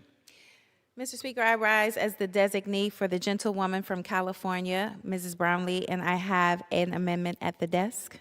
Clerk will designate the amendment. Amendment number 3, printed in Part B of House Report number 119-628, offered by Ms. Brown of Ohio. Pursuant to House Resolution 1224, the gentlewoman from Ohio and a member opposed each will control 5 minutes. The chair recognizes the gentlewoman from Ohio. I give myself as much time as I may consume. Gentlelady is recognized. The NRCS currently includes composting facility as a conservation practice standard, but assistance under this standard is limited to the construction of a structure to facilitate composting. This amendment proposes specifically to designate composting as a practice standard that is not tied to a structure, but simply on activities to produce compost from organic waste. The amendment also requires review of the current composting facility practice standard and has provisions to address greenhouse gas emissions. This proposal would allow farms that use compost to more fully participate in and benefit from conservation programs, regardless of whether they build a structure. This could also reduce food waste, and I support the amendment. With that, I reserve. Gentlelady from Ohio reserves. Gentleman from Pennsylvania is recognized. For what purpose does the gentleman from Pennsylvania seek recognition? Thank you, Mr. Chairman. I rise in opposition, although I'm not opposed this amendment. Without objection, the gentleman is recognized for 5 minutes. I think the gentlelady from California who offered this amendment, improving conservation practice standards and further incorporating science, technology, innovation throughout the programs has been a priority for me as this bill has been developed. This Farm Bill contains language requiring USDA to more frequently update the practice standards and on a reoccurring basis, along with a robust public process to gather input, requests, and suggestions. While NRCS already does have an existing practice standard to cover the construction of a structure to facilitate the composting process, this amendment goes beyond that to create a new standard for the production and/or use of compost. And while I don't view these particular activities to be specified in the programs or in need of a separate standard, I am going to support this amendment today. And with that, I reserve the balance of my time. Gentleman reserves. Gentlelady from Ohio is recognized. I reserve. Gentlelady reserves. Mr. Speaker, once again, or Mr. Chairman, once again, I support and encourage members, I encourage the adoption of this amendment into the Farm, Food, and National Security Act of 2026. And I yield back. Gentleman yields. Gentlelady from Ohio is recognized. I'm prepared to close. Gentlelady is recognized. I urge all members to support, and I yield back the balance of my time. Gentlelady yields. Questions on the amendment offered by the gentlelady from Ohio. Those in favor say aye. Those opposed say no. In the opinion of the chair, the ayes have it. The amendment is agreed to.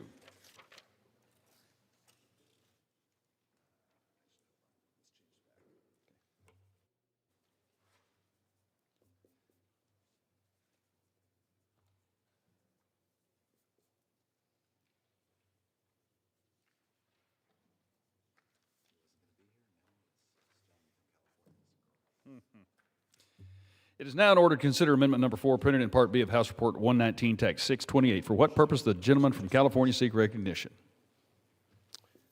Mr. Chair, I have an amendment at the desk. Clerk will designate the amendment. Amendment number 4, printed in Part B of House Report number 119-628, offered by Mr. Carvajal of California. Pursuant to House Resolution 1224, the gentleman from California, Mr. Carvajal, and a member opposed each will control 5 minutes. The chair recognizes the gentleman from California. Mr. Chairman, I rise today to encourage every member of this chamber to support my Dairy Business Innovation Initiative amendment.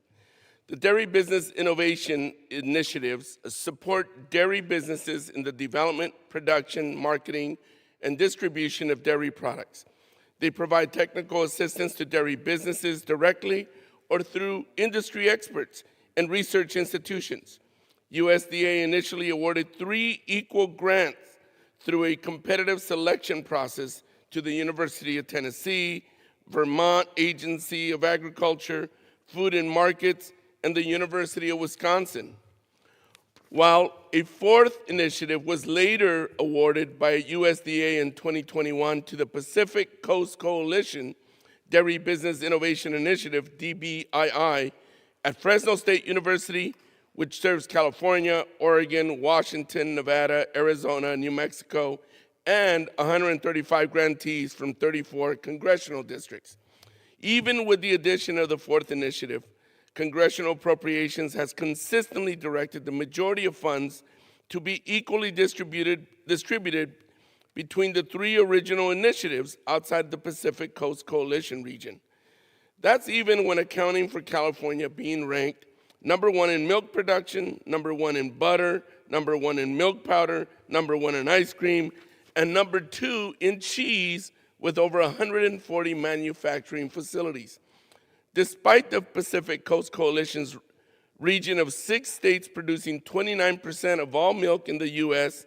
and 45% of total exports, they still do not get an equal amount of funding. My amendment simply would update the statute to recognize that there are 4 regionally located initiatives and ensure that each of these initiatives are accounted for when funding is administered, just achieving parity. This could also allow for more equitable distribution of funding between the 4 initiatives, which has historically not been the case since the inception of the Pacific Coast Coalition. So again, I ask this body to join me in passing my amendment to ensure more equitable distribution between the 4 dairy business innovation initiatives. I reserve. Gentleman reserves. For what purposes the gentleman from Pennsylvania seek recognition? Rise in opposition of the amendment, although I'm not opposed to the amendment. Without objections, the gentleman is recognized for 5 minutes. Thank you, Mr. Chairman. I appreciate my good friend from California, Salud Carbajal, for bringing this amendment forward that aligns underlying statute with current practice at the USDA. This is another great bipartisan improvement to this farm bill. The Dairy Business Innovation Initiative supports dairy businesses in the development, production, marketing, and distribution of their products. The technical assistance and subawards provide under this program play an important role in supporting the profitability of our nation's dairy producers. USDA currently supports 4 centers, as you've heard, located in California, Tennessee, Vermont, and Wisconsin. And this amendment allows the statute of DBII to bring certainty to all 4 centers. Now, I'm supportive of this amendment, and I urge all my colleagues to do the same, and I yield back. Gentleman yields. Gentleman from California is recognized. I thank the gentleman for speaking on the merits of this amendment. With that, I'll reserve. Gentleman has the only time left. With that, I will close and yield. Gentleman's recognized. Gentleman yields. Yes. Gentleman yields. The question is on the amendment offered by the gentleman from California. Those in favor say aye. Those opposed say no. The ayes have it. The amendment's agreed to.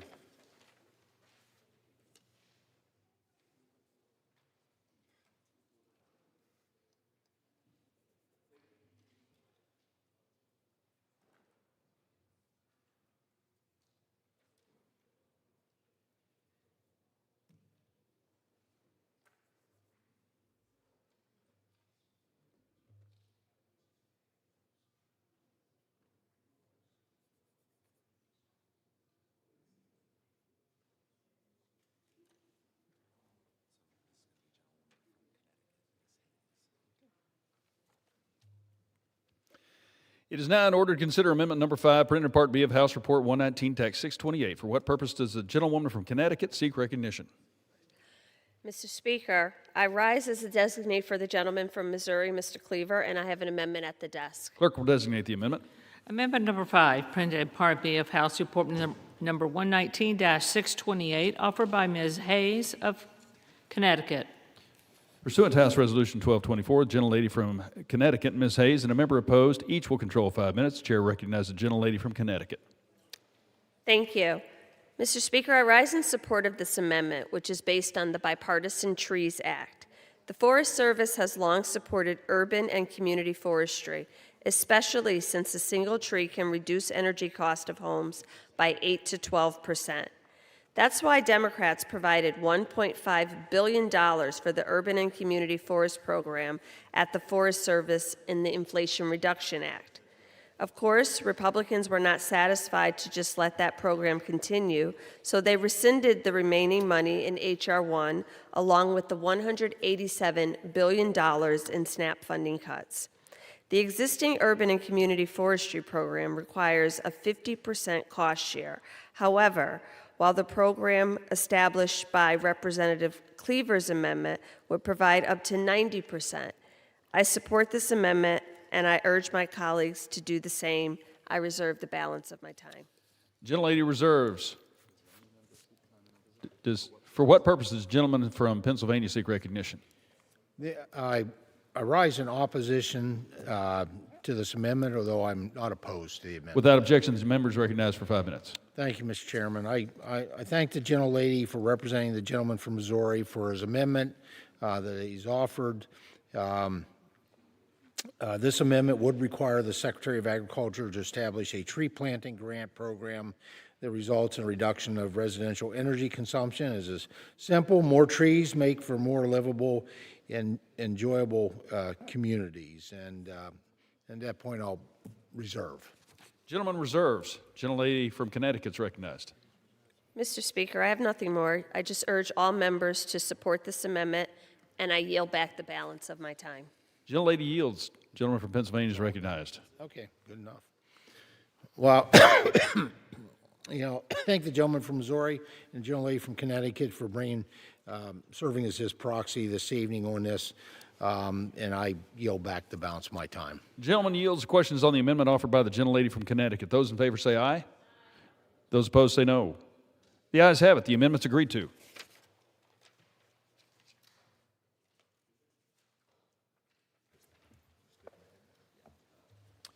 It's now in order to consider Amendment Number 7, printed in Part B of House Report 119, Text 628. For what purpose the gentleman from Arkansas seek recognition? Mr. Speaker, I have an amendment at the desk. Clerk will designate the amendment. Amendment number 7, printed in Part B of House Report number 119-628, offered by Mr. Crawford of Arkansas. Pursuant to House Resolution 1224, the gentleman from Arkansas, Mr. Crawford, and a member opposed, each will control 5 minutes. Chair recognizes the gentleman from Arkansas. Thank you, Mr. Speaker. I rise today on behalf of rural communities in support of my amendment, which clarifies that USDA Circuit Rider Program activities that are necessary to prevent imminent harm to life or property shall be treated as accepted activities during government shutdowns. The USDA Circuit Rider Program is a hugely successful initiative that provides necessary technical expertise and training to rural communities. The technical expertise is critical to communities to operate safe and clean drinking water systems and helps ensure compliance with current water regulations. Circuit riders, as these experts are referred to, are in the field every day helping these communities with water system compliance, operations, maintenance, management, and training. Additionally, this assistance protects the federal government's sizable investment in rural water infrastructure. Under most government shutdowns, the Circuit Rider Program has been deemed essential because of the critical role it plays to prevent imminent harm to life and property until the most recent shutdown in October. Circuit riders routinely serve as first responders for the rural water sector, providing immediate assistance during system failures, water quality violations, natural disasters, and other emergencies, often as the only available technical resource. Therefore, it's essential, even during a government shutdown, that this program continues. My amendment simply clarifies that during a lapse in appropriations, the Circuit Rider Program will continue to be funded and operational. Even during a government shutdown, folks in rural communities continue to need safe and clean drinking water. And for that reason, I strongly urge my colleagues to support my amendment, and I reserve. The gentleman reserves. For what purpose does the gentlelady from Ohio seek recognition? Connecticut. Mr. Speaker, I rise and claim time in opposition, but am not opposed to the amendment itself, and I yield myself as much time as I may consume. Without objection, the gentlelady is recognized for 5 minutes. Thank you. I rise in support of this amendment. USDA technical assistance for rural water systems is key to maintaining their safety and effectiveness. This is a common sense approach to governance that would ensure that the Circuit Rider Program would be available to rural communities that rely on it during government shutdowns. These professionals help small communities with management, regulatory compliance, water quality, and infrastructure maintenance to ensure sustainable service. I support this amendment, and I urge all of my colleagues to support it as well. I reserve the balance of my time. Gentlelady reserved. Gentleman is recognized. Thank you, Mr. Speaker. I urge passage of this amendment, and I yield the balance of my time. Gentleman yields. Gentlelady is recognized. Mr. Speaker, I urge all members to support Mr. Crawford's amendment, and I yield back the balance of my time. Gentlelady yields. Questions on the amendment offered by the gentleman from Arkansas. Those in favor say aye. Those opposed say no. The ayes have it. The amendment's agreed to. It's now in order to consider Amendment Number 8, printed in Part B of House Report 119, Text 628. For what purpose does the gentleman from Arkansas seek recognition? I have an amendment at the desk. Clerk will designate the amendment. Amendment number 8, printed in Part B of House Report number 119-628, offered by Mr. Crawford of Arkansas. Pursuant to House Resolution 1224, the gentleman from Arkansas, Mr. Crawford, and a member opposed, each will control 5 minutes. Chair recognizes the gentleman from Arkansas. Thank you, Mr. Speaker. I rise today to introduce my bipartisan hot rotisserie chicken amendment, number 8 to H.R. 7567, Farm Food and National Security Act of 2026. My amendment seeks to add hot rotisserie chicken to the list of foods eligible for SNAP recipients to purchase. By expanding access to hot rotisserie chicken, we're providing families with a high-quality, nutrient-dense protein source. This directly aligns with the new dietary guidelines for Americans established by the Department of Agriculture and is a step toward making America healthy again. Hot rotisserie chicken is available at most local grocery stores that accept SNAP and is often around $5 or $6. That's a great bargain considering the multiple meals you can get from one chicken, plus there's no financial burden on the taxpayer associated with this amendment. Currently, SNAP participants may only purchase cold rotisserie chicken, which is simply refrigerated hot chicken. This requirement not only degrades quality but also wastes energy and adds unnecessary cost. Additionally, some Americans lack easy access to reheating methods, making it difficult for them to warm and consume the cold rotisserie chicken. By allowing the purchase of hot rotisserie chicken, we give families the opportunity to use it as a meal or as an ingredient in countless recipes, such as chicken salad, enchiladas, soups, casseroles, and the list goes on and on. This meaningful change will allow families to enjoy a wider variety of wholesome meals. Governors from states around the country and my great state of Arkansas have pending waiver requests at the USDA to allow their states to make hot rotisserie chicken SNAP eligible. Their leadership demonstrates the growing recognition that this amendment is not only practical and targeted, but essential to our constituents. Together, we can make our nutrition assistance programs more effective and make a positive impact on American families with this sensible, targeted addition. And with that, I reserve. Gentleman reserves. For what purpose does the gentlelady from Connecticut seek recognition? Mr. Speaker, I rise in opposition to this amendment, and I yield myself as much time as I may consume. Gentlelady is recognized for 5 minutes. Thank you. While I agree with the premise of this amendment, I'm not interested in picking winners and losers. The Hot Foods Act addresses this issue the right way by ensuring that all foods that are hot at the point of sale can be purchased with SNAP benefits, including not just pre-cooked rotisserie chickens, but hot sandwiches, soups, and much more. This amendment lacks the proper guardrails to avoid unintentional opening up to SNAP to restaurants. This fix should be allowed to all hot foods. I will be opposing this amendment, and I urge my colleagues to vote no as well. I reserve the balance of my time. Gentlelady reserves. Gentleman from Arkansas is recognized. I'd like to recognize the distinguished chairman of the House Ag Committee, Mr. G.T. Thompson. Gentleman is recognized. Well, I thank my good friend from Arkansas for raising this issue. We can all agree that rotisserie chicken is a healthy and convenient option for families. SNAP was designed by Congress to purchase food at eligible retailers to be cooked and prepared at home, meaning hot prepared food are not eligible for purchase at this point. I have concerns about the unintended consequences that may arise should Congress begin to chip away piecemeal at the ban on hot food and SNAP without considering the broader ramifications, particularly for program integrity. Change of this kind, especially one that singles out a specific food item, presents a slippery slope and deserves careful consideration and debate about the purpose of SNAP. And with that, I yield back. Gentleman from Arkansas reserves. Gentlelady from Connecticut is recognized. Mr. Speaker, I urge all members to oppose this amendment, and I yield back the balance of my time. Gentlelady yields. Gentleman from Arkansas is recognized. Thank you, Mr. Speaker. I urge adoption of the amendment and yield the balance of my time. Gentleman yields. Questions on the amendment offered by the gentleman from Arkansas. Those in favor say aye. Those opposed say no. The ayes have. Recorded vote. Gentleman from Pennsylvania. Ask for a recorded vote. Pursuant to Clause 6 of Rule 18, further proceedings on the amendment offered by the gentleman from Arkansas will be postponed.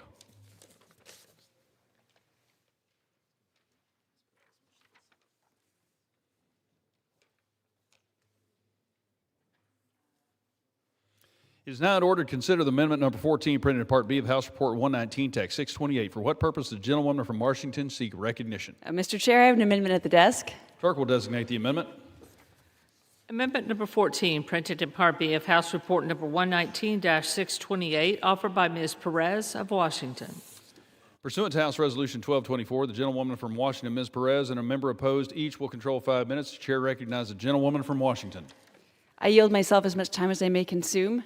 Gentlelady is recognized.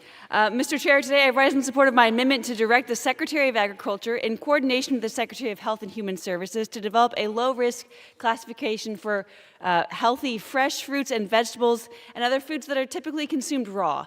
And I'd like to tell the body a little bit about how this came to be. I have a 4-year-old. I was touring a daycare, like many in our state, and I learned a daycare worker came up to me and she asked me, hey, Congress lady, why can I legally open a bag of chips for the toddlers, but I can't peel a banana? Which was perplexing and annoying to me, and I dug into this, and I kept asking questions. And what I heard from regulators and licensors over and over and over was that this woman was stupid, that her boss had lied to her, that she just didn't understand the rules.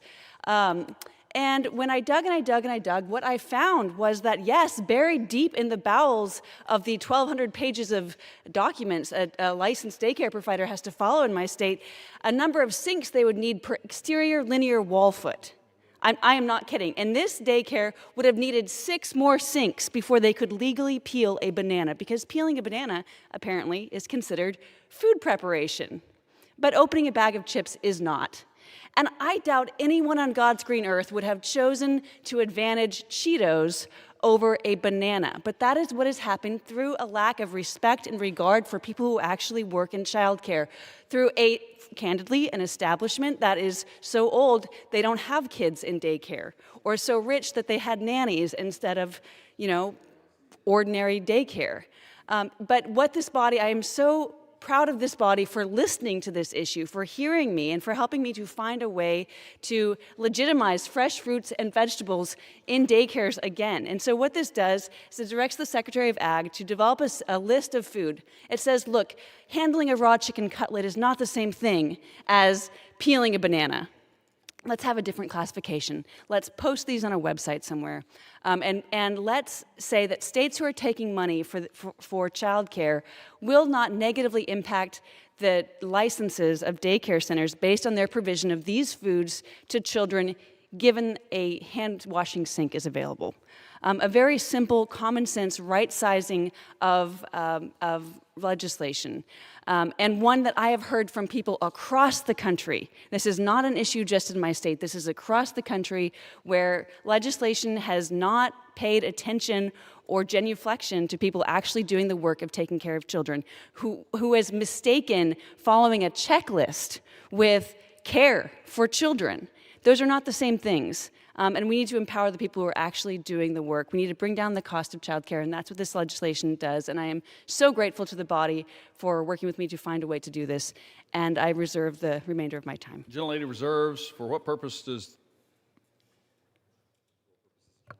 the gentleman from Virginia seek recognition? Mr. Chairman, I rise to seek claim time in opposition.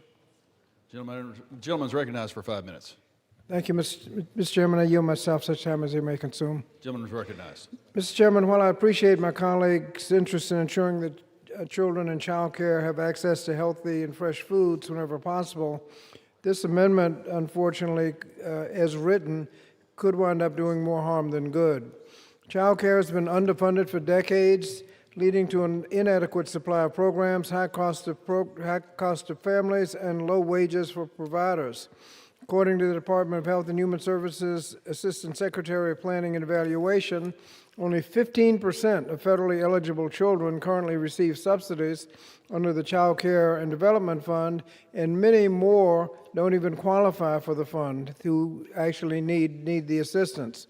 That's why I introduced with the gentlelady from Pennsylvania, Ms. Lee, the Child Care for Working Families Act, which would make historic investments in child care to raise the pay and improve access to families. This amendment, submitted by the gentlelady from Washington, requires the Secretaries of Health and Human Services and Agriculture to, quote, update relevant nutrition and food safety preparation regulations and guidelines that are, quote, related to nutrition and food safety preparation in child care facilities. This amendment provides broad discretion for the secretaries to usurp state and local food safety guidelines, and if states don't conform their child care regulations to whatever the secretaries deem appropriate, they could lose funding, which, as I indicated, is already inadequate. There are no real guardrails to the scope of the changes that the secretaries could propose under the amendment, and states could be punished if they do not adopt the same standards as mandated by the secretaries. This amendment, therefore, is too broad, allows too much discretion to an administration which has already shown its willingness to cancel or freeze funding for social service programs in democratic states. For these reasons, Mr. Chairman, I oppose the amendment and urge my colleagues to do the same and reserve the balance of my time. Gentleman reserves. Gentlelady from Washington is recognized. I think we all agree that child care is underfunded. What we don't agree about here is the question of whether and how to appropriately fund it, and who is the one who decides where those dollars should go. I would say that in my case, in the case of the daycare worker I was speaking with, they would have had to install 6 more sinks to comply with the regulations as written. How much money do you think that takes? Do you think that's going to make daycares stretch further and provide more daycare to more families? No, these rules were not written, they were not perfect. We should not treat legislation as if it's manifest from God in a perfect form on our notebooks. The reality is that doing legislation is more similar to doing the dishes, where you do the dishes to do the dishes to do the dishes. It's never done, and you have to keep going back to the people who are actually doing the implementation of it. To understand if it's being implemented and if it's the point of the legislation. Nobody wanted us to spend these limited dollars installing myriad sinks, maybe the plumbing industry, but I doubt that. And I reserve the balance of my time. Gentlelady reserves. Gentleman from Virginia is recognized. Do you want time? Okay. Well, I give myself such time as I may consume. Gentleman's recognized. Other than to say that that assumes that the federal regulations that they come up with will be better than what they've already come up with. This could be worse, could be better. The problem is if you don't actually comply, you could lose your funding, and I think that would be a step backward. So I would hope we would oppose the amendment as it's written, and I reserve the balance of my time. Gentleman reserves. Gentlelady from Washington is recognized with 1 minute remaining. I yield to my colleague from Pennsylvania. Gentleman from Pennsylvania is recognized for 1 minute. I thank the gentlelady for bringing forward this common sense amendment. You know, we're talking about archaic regulations. We're not talking about payments or anything like that. We're talking about peeling a banana, or preparing an apple slice, preparing a carrot. We want kids to eat healthy versus prepackaged processed foods. This amendment would ensure that USDA, the food safety experts, and HHS, the child care regulators, work together to ensure that child care regulations governing the preparation and handling of low-risk fruits and vegetables do not present unnecessary red tape for providers. I appreciate the gentlelady. I encourage yes vote, and I yield back whatever time's left to the gentlelady. Gentleman yields. Gentlelady from Washington is recognized. States that choose to negatively impact the licenses of daycare providers based on their provision of a peeled banana to a child, I think we ought to consider whether or not that's the best place for us to be spending our limited federal resources. I reserve the remainder of my time. Has expired. Gentleman from Virginia is recognized. Thank you, Mr. Chairman. Mr. Chairman, the assumption is that regulations that these secretaries will get together and provide will be better than what's already there. We don't know what they're going to come up with. We do know, however, that if the local people don't comply exactly with those regulations, they're going to lose funding.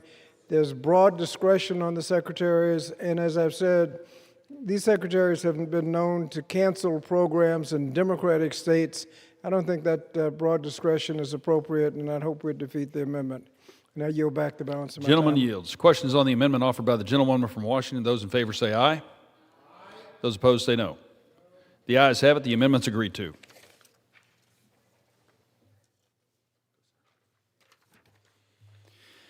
It is now in order to consider amendment number 15, printed in Part B of House Report 119, Tax 628. For what purpose does the gentleman from Arizona seek recognition? At the desk. Clerk will designate the amendment. Amendment number 15, printed in Part B of House Report number 119-628, offered by Mr. Gosar of Arizona. Pursuant to House Resolution 1224, the gentleman from Arizona, Mr. Gosar, and a member opposed, each will control 5 minutes. The chair recognizes the gentleman from Arizona.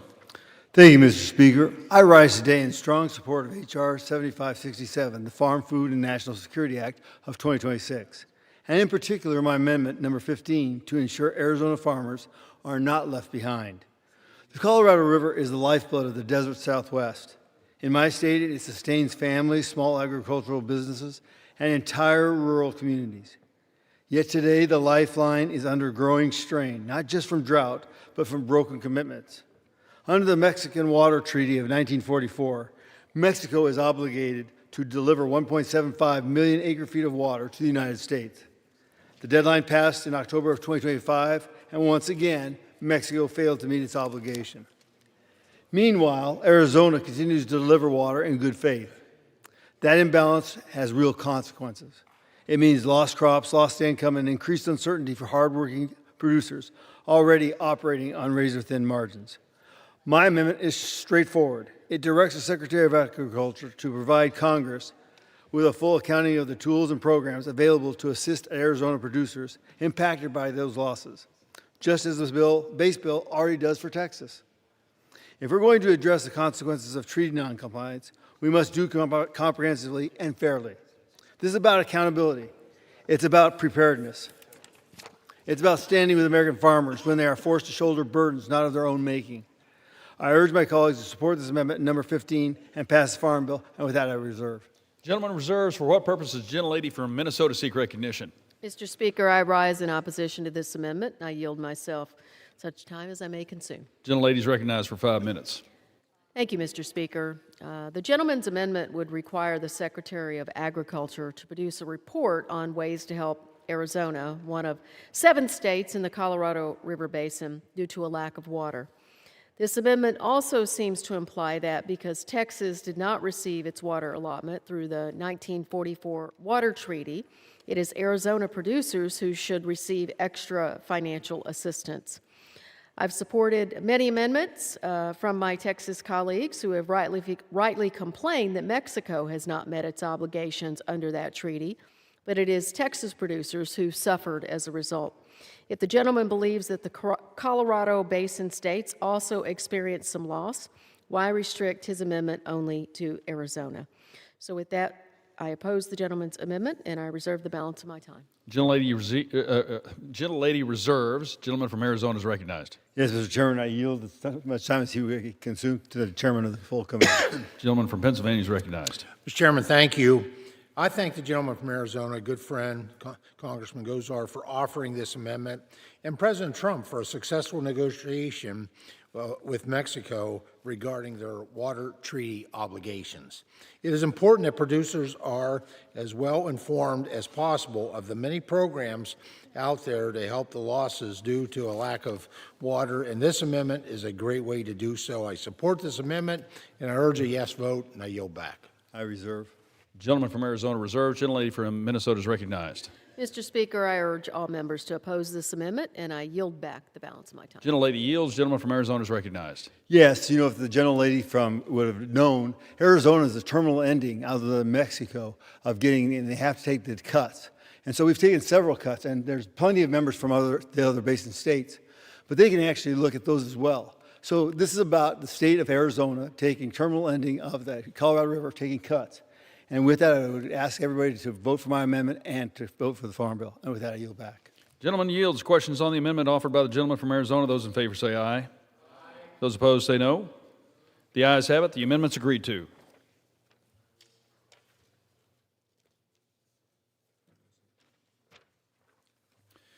It is now in order to consider amendment number 16, printed in Part B of House Report 119, Tax 628. For what purpose does the gentleman from Arizona seek recognition? Mr. Chairman, I have an amendment at the desk. Clerk will designate the amendment. Amendment number 16, printed in Part B of House Report number 119-628, offered by Mr. Gosar of Arizona. Pursuant to House Resolution 1224, gentleman from Arizona, Mr. Gosar, and a member opposed, each will control 5 minutes. Chair recognizes the gentleman from Arizona. Yes, Mr. Chairman, I rise today in support of H.R. 7567, the Farm, Food, and National Security Act of 2026, and in strong support of my amendment number 16 to restore fairness for ranchers in Arizona and across the Southwest. For years, ranchers have lived with the realities of predation from the Mexican wolf. They've understood the balance between conservation and livelihoods. But what they cannot accept is a federal standard that makes it nearly impossible to receive compensation when their cattle are killed. Under current guidance issued by the Animal and Plant Health Inspection Service, ranchers must prove depredation primarily through subcutaneous hemorrhaging, which is blood that forms under the skin. Now, in the harsh desert climate, where heat and scavengers can quickly degrade a carcass, that standard is often unrealistic and unworkable. Before 2023, federal policy allowed multiple forms of evidence to confirm predation.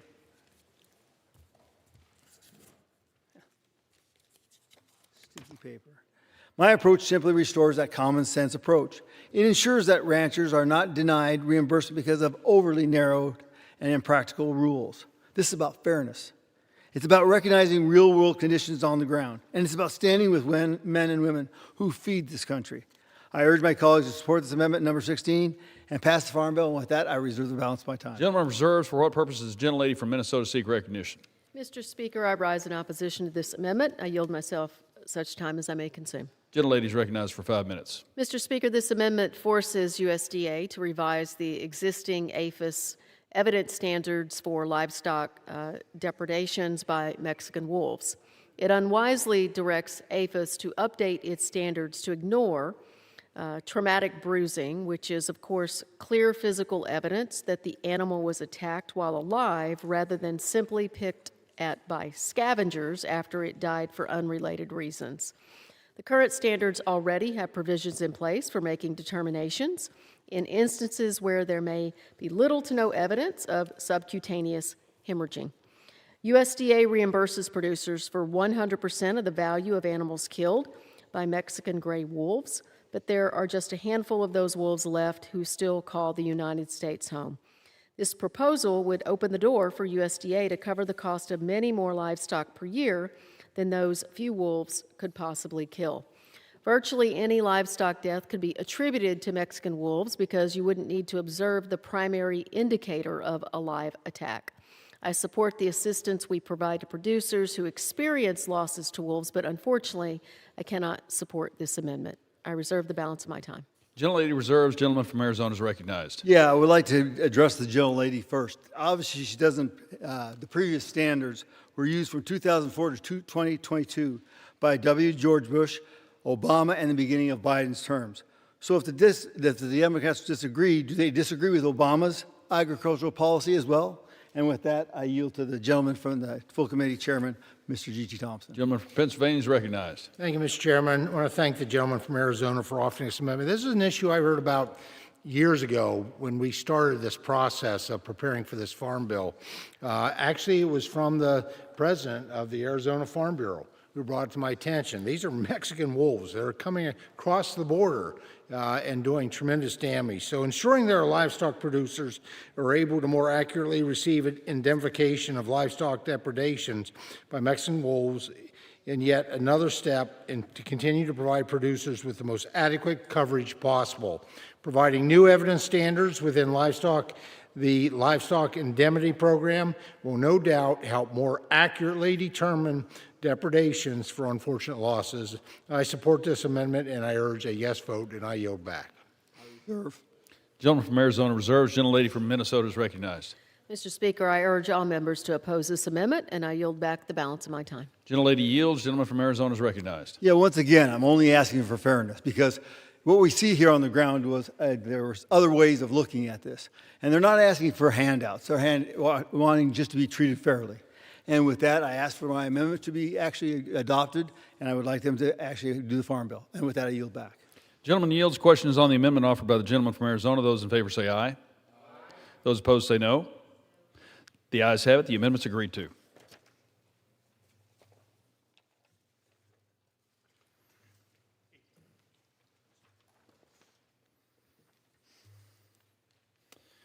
It's now in order to consider amendment number 18, printed in Part B of House Report 119, Tax 628. For what purposes, gentleman from Arizona seek recognition? Mr. Chairman, I have an amendment at the desk. Clerk will designate the amendment.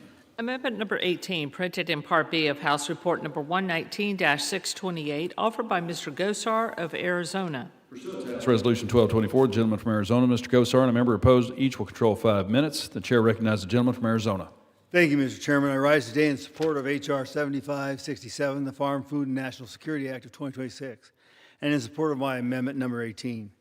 This bipartisan common sense amendment puts guardrails on taxpayer dollars by restricting the USDA funding for animal research conducted in adversarial nations like China and Russia, countries that pose clear risks to our national security.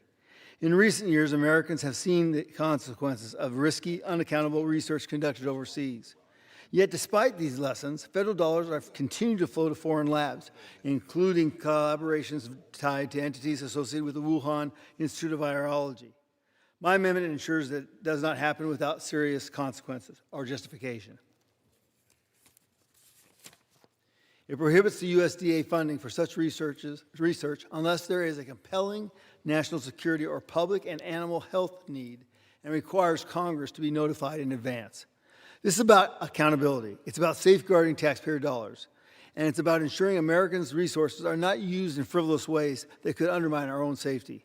I urge my colleagues to support my amendment number 18 and pass the Farm Bill, and with that I reserve. Gentleman reserves. For what purpose does the gentlelady from Hawaii seek recognition? Mr. Speaker, I rise in opposition to this amendment, and I yield to myself such time as I may consume. Gentlelady is recognized for 5 minutes. Thank you, Mr. Speaker. Though I understand wholeheartedly my colleague's position on this topic, I must oppose this amendment. The United States benefits from broad animal disease monitoring networks that extend worldwide. Through these scientific connections, our scientists here at home can prepare for and mitigate new and emerging pathogens that would affect livestock here in America. Global health and safety also depends on shared data. And just because we remove ourselves from collaborative efforts doesn't mean the research stops. We simply remove ourselves from receiving any of the benefits shared research could yield. This amendment would also prohibit education activities on animal research in those countries, and I would ask my colleagues, do we really want to limit education that could prevent the next outbreak of a zoonotic disease, even if the education is in a country of concern? I, for one, am not eager to see another pandemic threaten the United States and understand the devastating risks if we are isolated and alone against these threats. I humbly oppose this amendment and strongly encourage our colleagues to vote no. I reserve the balance of my time, Mr. Speaker. Gentlelady reserves. Gentleman from Arizona is recognized. Obviously, the gentlelady is not understanding the bill. My amendment ensures that it does not happen without serious justification. Yeah, you can share information, but you also have to have the parameters. I'm a dentist, so I understand these things. You have to have the parameters and safety aspects, which were not followed in the Wuhan COVID-19 situation. So with that, you need the proper protocols and the proper aspects. And it still allows for the public financing of doing that, but it has to be justified. That's what we want, accountability and transparency. And with that, I yield to the gentleman, the chairman of the full committee. Gentleman from Pennsylvania is recognized. Thank you, Mr. Chairman. I want to thank the gentleman from Arizona for bringing forward this amendment. I think it's really important to understand what is and what is not in this amendment.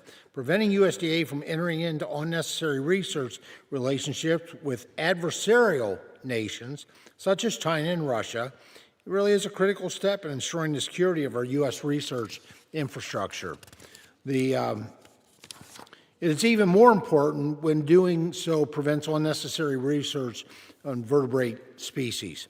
This amendment affirms actions that have already been taken by the administration to prevent this type of work while still allowing for narrow waiver authority in the case of unavoidable research in the name of national security. So I urge my colleagues to vote in favor of this amendment, and I yield back. Gentleman from Arizona reserves. Gentlelady from Hawaii is recognized. Thank you, Mr. Speaker. I continue to urge all members to oppose this amendment. Again, while I understand the perspectives and the point of views of the majority, again, eliminating ourselves from the opportunity to engage in shared research to the benefit of the health and wellness and the lives of all American people, we cannot support this amendment, and I yield back the balance of my time. Gentlelady yields. Gentleman from Arizona is recognized. Well, once again, affording this type of legislation, it's about affording COVID or the Wuhan virus or anything else that may come about this. So we have to make sure that we are accountable to the scientific methodology and to the patients and to the public and to the citizens of this country. This is about fairness. It's also about transparency and accountability. So with that, I ask all folks to vote for my amendment, and with that, I yield back. Gentleman yields. Question on the amendment offered by the gentleman from Arizona. Those in favor say aye. Those opposed say no. The ayes have it. The amendment's agreed to.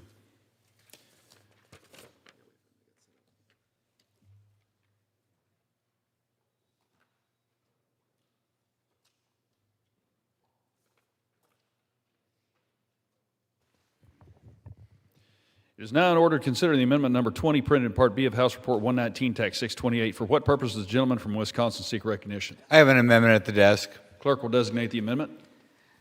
Amendment number 20, printed in Part B of House Report number 119-628, offered by Mr. Grothman of Wisconsin. Pursuant to House Resolution 1224, the gentleman from Wisconsin, Mr. Grothman, and a member opposed, each will control 5 minutes. The chair recognizes the gentleman from Wisconsin. Thank you. My amendment will help continue to strengthen the recent SNAP reforms by requiring a report on the SNAP-eligible food pilot programs and directing the Department of Agriculture to provide Congress with recommendations on potential updates to the definition of eligible foods under the program. SNAP is one of the largest nutrition programs in the country. It's intended to help low-income Americans put food on the table, and it plays an essential role in supporting families in need. At the same time, it is funded by taxpayers, and we have a responsibility to ensure it is working as intended. As part of the broader nutrition programs in this bill, Congress has taken steps to strengthen the connection between federal nutrition programs and improved health outcomes. This is part of the MAHA movement. This amendment supports that effort by ensuring we evaluate the results of SNAP pilot programs and make informed, data-driven decisions about the program's future. We know there's a growing concern about how taxpayer dollars are being used within SNAP, particularly regarding which types of foods are eligible for purchase. It's something I hear about every time I go to the grocery store. Through recent reforms, Congress authorized pilot programs allowing states to test ways to better align SNAP purchases with healthier food options. This amendment ensures that work continues by requiring USDA to report back to Congress on the feasibility, implementation, and effectiveness of these pilots, along with recommendations for any necessary statutory changes. It takes a measured approach, gathering the facts first and allowing Congress to make thoughtful decisions based on real-world results. Ultimately, this is about improving outcomes for family, providing better nutrition, and ensuring responsible stewardship of taxpayer dollars. I look forward to it leading to a thinner, healthier America. I urge my colleagues to support my amendment, and I yield back. The gentleman yields. For what purpose does the gentlelady from Hawaii seek recognition? Mr. Speaker, I rise and claim the time in opposition, but am not opposed to the amendment itself, and I yield to myself such time as I may consider. Without objection, gentlelady recognized for 5 minutes. Thank you, Mr. Speaker. I support promoting healthier diets and lifestyles for all Americans, but I have serious concerns with any policy that would make life more difficult for Americans who are already struggling to make ends meet, and for many, like my constituents, that live in food deserts. We shouldn't make a program that is supposed to provide relief too confusing and too frustrating for anyone to want to participate in or be able to participate in. And it's not that SNAP recipients buy different foods than other Americans. USDA research has shown that SNAP participants purchase foods at rates similar to non-participants. Despite this, USDA has now approved 22 different state waivers, each of which have different restrictions on what can be purchased with SNAP through restriction pilot programs. One restricts soda and candy. One restricts soda and energy drinks. One restricts soda, energy drinks, candy, and prepared desserts. And another one restricts candy, candy-coated items, gum, licorice, mints, fruit, leathers, sweetened baking, chocolate, fruits or nuts with any sugar or honey added, granola bars, unless they include flour. Benefited many states, including mine, which provides grants to states and local organizations in all states and territories to teach people how to stretch their SNAP dollars, cook healthy meals, and lead active lifestyles, was eliminated in the Big Ugly Bill. The cherry on top is that these restriction pilots depend on the now non-existent SNAP-Ed program to evaluate their effectiveness.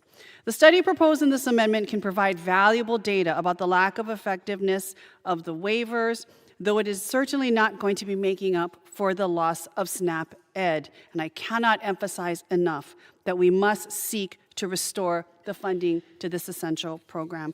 Thank you, Mr. Speaker. I reserve the balance of my time. Reserves. Does the gentleman seek unanimous consent to reclaim his time? Gentleman from Wisconsin. Yes. Gentleman's recognized. Just one follow-up there on that. We talk about making life easier.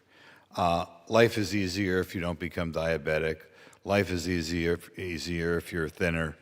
As the result, the overall effect of this amendment will to make life easier for people. And you got to remember, a lot of this food bought on food stamps is going to wind up on the table of young children. So we particularly want to look out for them. Gentleman yield. I yield. Gentleman from Pennsylvania is recognized. I thank the gentleman and I thank the chairman. I want to thank the gentleman for bringing this forward amendment.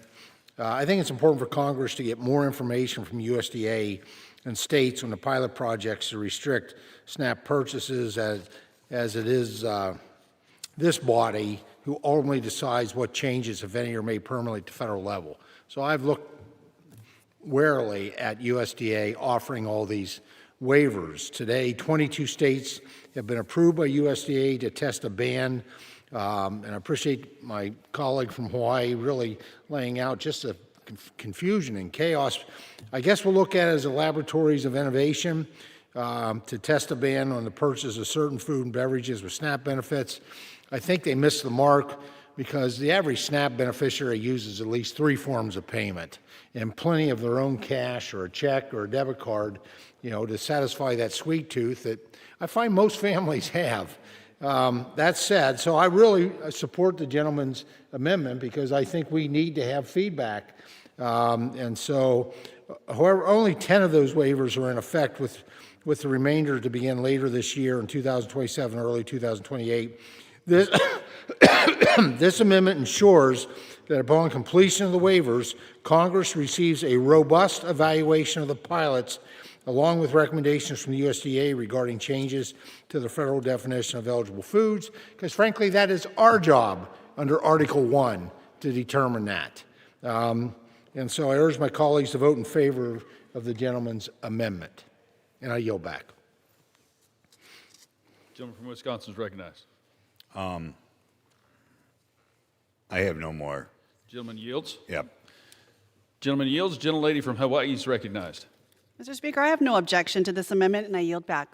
Gentlelady yields. The question now is on the amendment offered by the gentleman from Wisconsin. Those in favor say aye. Those opposed say no. The ayes have it. The amendment is agreed to.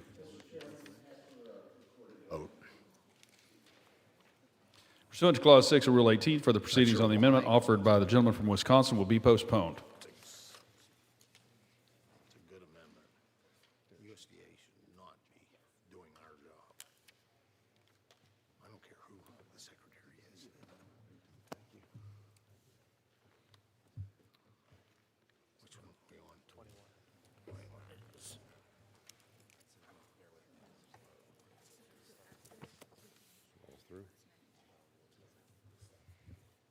It is now in order to consider amendment number 21, printed at Part B of House Report 119-628. For what purpose does the gentleman from Wisconsin seek recognition? I rise as the designee for the gentlewoman from Wyoming, and I have an amendment at the desk. The clerk will designate the amendment. Amendment number 21, printed in Part B of House Report number 119-628, offered by Mr. Grothman of Wisconsin. Pursuant to House Resolution 1224, the gentleman from Wisconsin, Mr. Grothman, and a member opposed, each will control 5 minutes. The chair recognizes the gentleman from Wisconsin. Mr. Chairman, I rise to offer amendment number 21 to the Farm Bill, which would put ranchers with permits to graze on national grasslands in parity with those grazing on other federal lands. Section 402 of the Federal Land Policy and Management Act, or FLPMA, authorizes grazing permits for 10 years on National Forest and Bureau of Land Management lands with renewal eligibility subject to continued compliance. Grazing on national grasslands is designated by the Bankhead-Jones Farm Tenant Act and authorized for 10 years, but is not protected and recognized as an official use similar to FLPMA. Ranchers with permits to graze on national grasslands are not guaranteed permit renewals and have experienced unnecessary hurdles with the USDA in obtaining these renewals.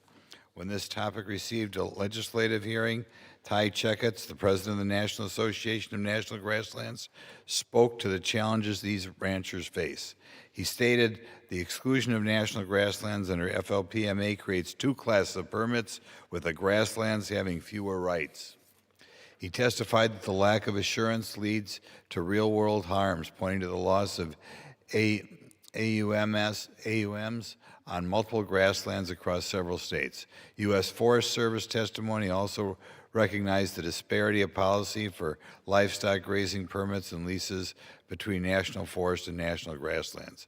This amendment is a permanent fix to this issue, providing much-needed certainty and security for ranchers, including the right to 10-year permits, first priority for receipt of new permits, and more. I urge my colleagues to support this amendment, and I reserve. Gentleman reserves. For what purpose does the gentleman from Hawaii rise? Mr. Speaker, I rise in opposition to this amendment, and I yield myself such time as I may consume. Gentlewoman is recognized for 5 minutes. Thank you, Mr. Speaker. I rise to oppose this amendment, which would extend automatic grazing renewals to the national grasslands, eliminating environmental review, public participation, and tribal consultation in the management of our public lands. Our national grasslands are extraordinarily precious ecosystems. 62% of similar landscapes have already been lost globally. As stewards of these public lands, we therefore must ensure that they undergo fulsome analysis to prioritize their restoration and long-term conservation. This amendment would allow grazing permits to be renewed indefinitely when agencies fail to complete the NEPA on time. In a time when the Forest Service has lost more than 15% of its staff due to forced retirements and dozing, this is the wrong approach. Though I support responsible grazing of our public lands, this amendment would incentivize the Trump administration to keep cutting staff and degrade these landscapes, which are our national heritage. I must oppose, and Mr. Speaker, I reserve the balance of my time. Gentlewoman reserves. Gentleman from Wisconsin. Pennsylvania. Gentleman from Pennsylvania is recognized. Thank you, Mr. Chairman. And I thank the gentleman from Wisconsin for offering this amendment. Access to federal lands for grazing is extremely important for supporting producers, particularly in the West.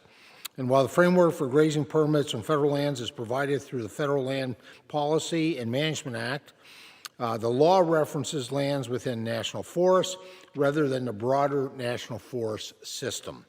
This amendment is intended to ensure permit renewals for grazing on grasslands is similar to and more consistent with such renewals on other forest lands. It's an efficiency measure as well. So I support this amendment. I urge a yes vote, and I yield back. Gentleman yields. Gentleman from Wisconsin. Mr. Chairman, I urge all members to support amendment number 21 to support grazers on our national grasslands. I yield back. Gentleman yields. Gentleman from Hawaii. Mr. Speaker, I urge all members to oppose this amendment, and I yield back the balance of my time. Gentleman yields back. The question is on the amendment offered by the gentleman from Wisconsin. Those in favor will say aye. Those opposed say no. In the opinion of the chair, the ayes have it. The amendment is agreed to.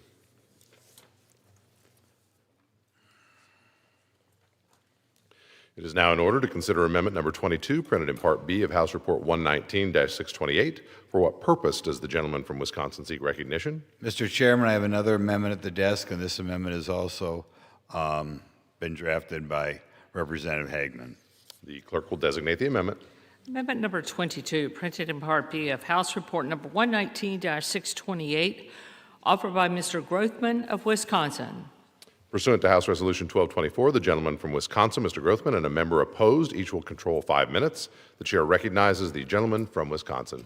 Mr. Chairman, I rise to offer Amendment 22 to the Farm Bill, which repeals and prohibits future implementation of the Electronic Identification, or EID, ear tag rule. In 2013, the Animal and Plant Health Inspection Service, or APHIS, issued the Animal Disease Traceability Rule, which allowed the use of ear tags, brands, and tattoos for livestock identification in interstate commerce. In November 2024, APHIS amended the ADT rule to mandate EID ear tags for cattle and bison moving interstate despite overwhelming opposition to such efforts. Ranchers and producers are opposed for a multitude of reasons. The rule is the product of a flawed rulemaking. APHIS did not conduct a federalism analysis, even though states have identification regulations and laws. It did not conduct an adequate small business analysis, even though APHIS admitted the rule would burden small operators, and APHIS intentionally undercounted the cost of the rule, basing it just on the cost of the EID tags and not an entire EID system. EID is a government mandate on farmers and ranchers, and one which the Animal Health Protection Act does not authorize APHIS to create or enforce. Because APHIS incorrectly calculated the cost of the rule, it is also an underfunded mandate, and because the demand for EID tags is driven not by actual market demand, but by government mandate, ranchers are facing tag shortages, harming their ability to comply with the rule.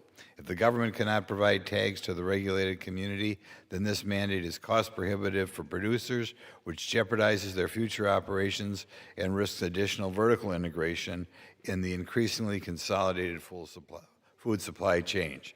This government mandate also raises privacy concerns for ranchers and their herds based on information collected through the EID system, concerns which APHIS never adequately addressed in the rule. And the rule's application to bison also disadvantages tribal bison ranchers who manage bison as wildlife, not livestock. Because of all these issues, it's nearly 2 years later and ranchers are still facing EID tag shortages, and the cost of EID tags on the private market increased because of the fallout.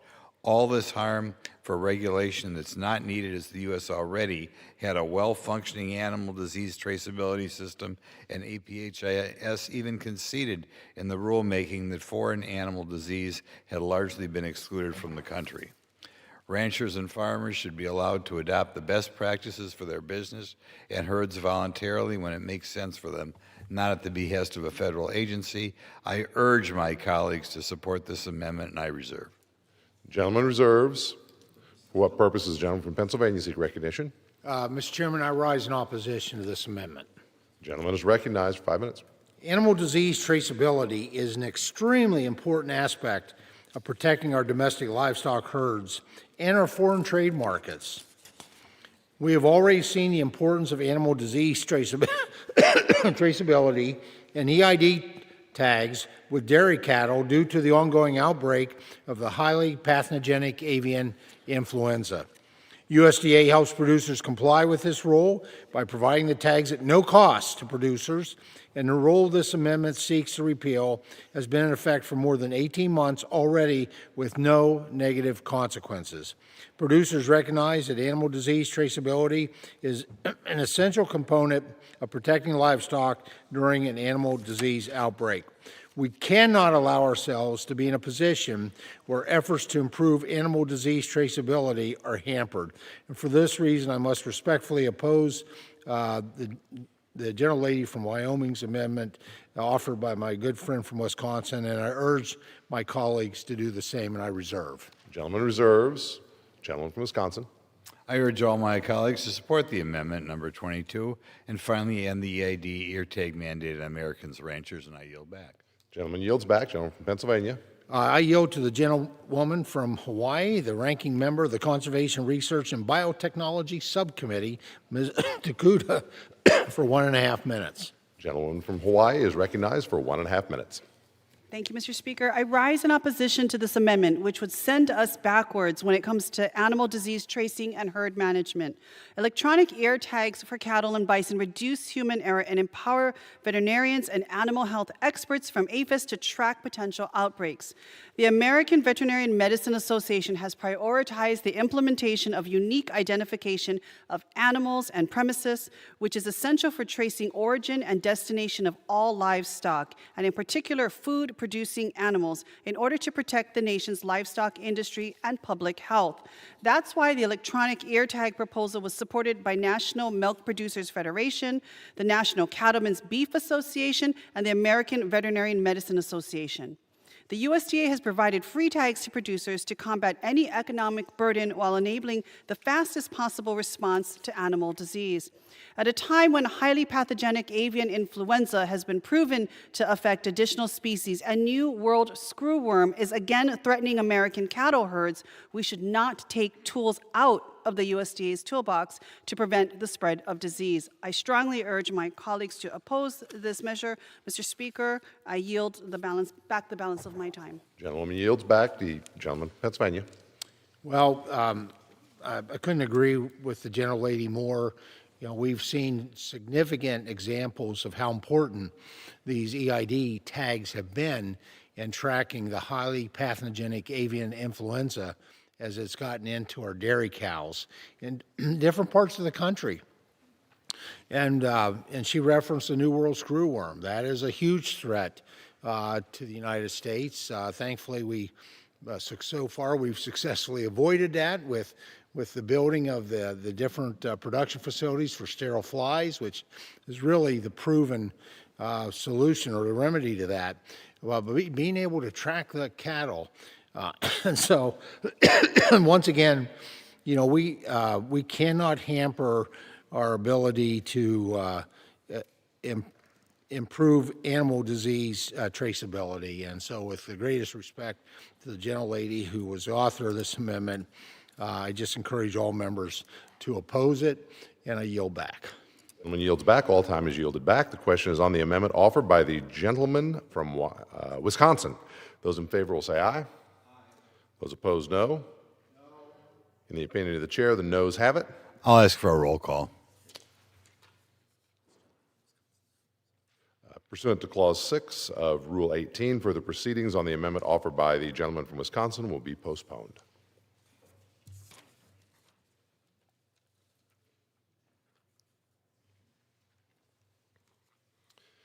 It is now in order to consider amendment number 24, printed in Part B of House Report 119-628. For what purpose does the gentlewoman from Minnesota seek recognition? Mr. Speaker, I rise as a designee for the gentlewoman from Pennsylvania, Ms. Houlihan, and I have an amendment at the desk. The clerk will designate the amendment. Amendment number 24, printed in Part B of House Report number 119-628, offered by Ms. Craig of Minnesota. Pursuant to House Resolution 1224, the gentlewoman from Minnesota, Ms. Craig, and a member opposed. Each will control 5 minutes. The chair recognizes the gentlewoman from Minnesota. Thank you, Mr. Speaker. I yield myself such time as I may consume. The gentlewoman is recognized. Thank you. Mr. Speaker, I rise in support of this amendment. The Biorefinery Renewable Chemical and Bio-Based Product Manufacturing Assistance Program is a popular and successful program at USDA to support new and emerging technologies for bio-based products. This means innovation here at home, and it means opening up new markets to our farmers. I thank my colleague for bringing this amendment forward to provide higher loan guarantees for this program to support a wider variety of projects. With that, Mr. Speaker, I reserve the balance of my time. The gentlewoman reserves. Gentleman from Pennsylvania. For what purpose does he seek recognition? Mr. Chairman, I rise in opposition, although I do not object to the amendment. Objection. The gentleman is recognized. I want to thank the gentlelady from the Commonwealth of Pennsylvania, excuse me, for her amendment, and for the ranking member representing her this evening. This amendment would increase the loan guarantee cap for the Biorefinery Renewable Chemical and Bio-Based Product Manufacturing Assistance Program to $400 million. This mandatory funded program, last funded in 2020, has a large unobligated balance, and raising the loan caps will ensure needed projects get funded. Amendments like these improve, bipartisan amendment like these continue to improve the Bipartisan Farm, Food, and National Security Act of 2026. And with that, I yield back. The gentleman yields back. Gentleman. Speaker, I urge all members to support the amendment, and I yield the balance of my time. All time is yielded back. The question is on the amendment offered by the gentlewoman from Minnesota. Those in favor will say aye. Aye. Opposed, no. In the opinion of the chair, the ayes have it. The amendment is agreed to. It is now in order to consider amendment number 26, printed in Part B of House Report 119-628. For what purpose does the gentleman from Ohio seek recognition? Mr. Chairman, I have an amendment at the desk. The clerk will designate the amendment. Amendment number 26, printed in Part B of House Report number 119-628, offered by Mr. Latta of Ohio.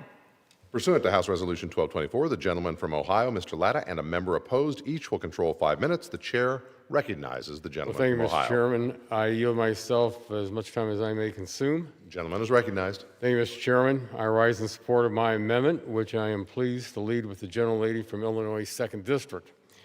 For years, large parts of my district and rural areas across America have lacked access to fast broadband connections. Reliable internet access is more than just being able to stream your favorite TV shows and movies. It's the crucial link that connects us all. Our people, nation, and economy run on reliable internet connections. Agricultural producers in Ohio and across America also know that reliable broadband connections are essential to their operations. After all, it helps deploy technologies that increase their productivity, produces higher yields, and minimizes operating costs. Today's smart agriculture technology, from autonomous tractors and distributed soil sensors, rely on internet connections to share data. In fact, our ag producers use information in real time to make smarter decisions on how to optimize inputs and whether and when to plant or harvest. And when terrestrial or cellular networks are not available, satellite broadband steps in to make these technologies work. However, it's not just advanced satellite broadband capabilities that improve precision agriculture. Earth imaging satellites also provide important information that help farmers and ranchers identify visual trends that may require immediate attention. In order to ensure our regulations maximize those opportunities, our amendment would require the FCC to review its current satellite rules to determine if rule changes can be made to promote precision agriculture. I'm committed to ensuring our agricultural producers have the tools at their disposal to help them to increase productivity while minimizing costs. This amendment is an excellent step forward in that mission. Mr. Chairman, I reserve the balance of my time. The gentleman reserves. For what purpose does the gentlewoman from Maine seek recognition? Mr. Speaker, I raise and claim time in opposition, but I'm not opposed to the amendment itself, and I yield myself such time as I may consume. Without objection, the gentlewoman is recognized. I want to thank my colleague for bringing up this amendment. The bill this amendment is based on has already passed the House by voice vote and now sits idly in the Senate. I'm glad my colleagues are paying attention to this issue in support of promoting precision agriculture for our farmers. I support adoption of this amendment, and I reserve the balance of my time. Gentlelady reserves. Well, thank you very much, Mr. Chairman. I have nothing further, and if you'd like to close. Gentlelady from Maine. Thank you, Mr. Speaker. I urge all members to support this amendment, and I yield the balance of my time. The gentleman yields back. Thank you, Mr. Chairman. I urge my colleagues to support this amendment and the overall bill, and I yield back the balance of my time. All time is yielded back. The question is on the amendment offered by the gentleman from Ohio. Those in favor will say aye. Opposed, no. In the opinion of the chair, the ayes have it. The amendment is agreed to.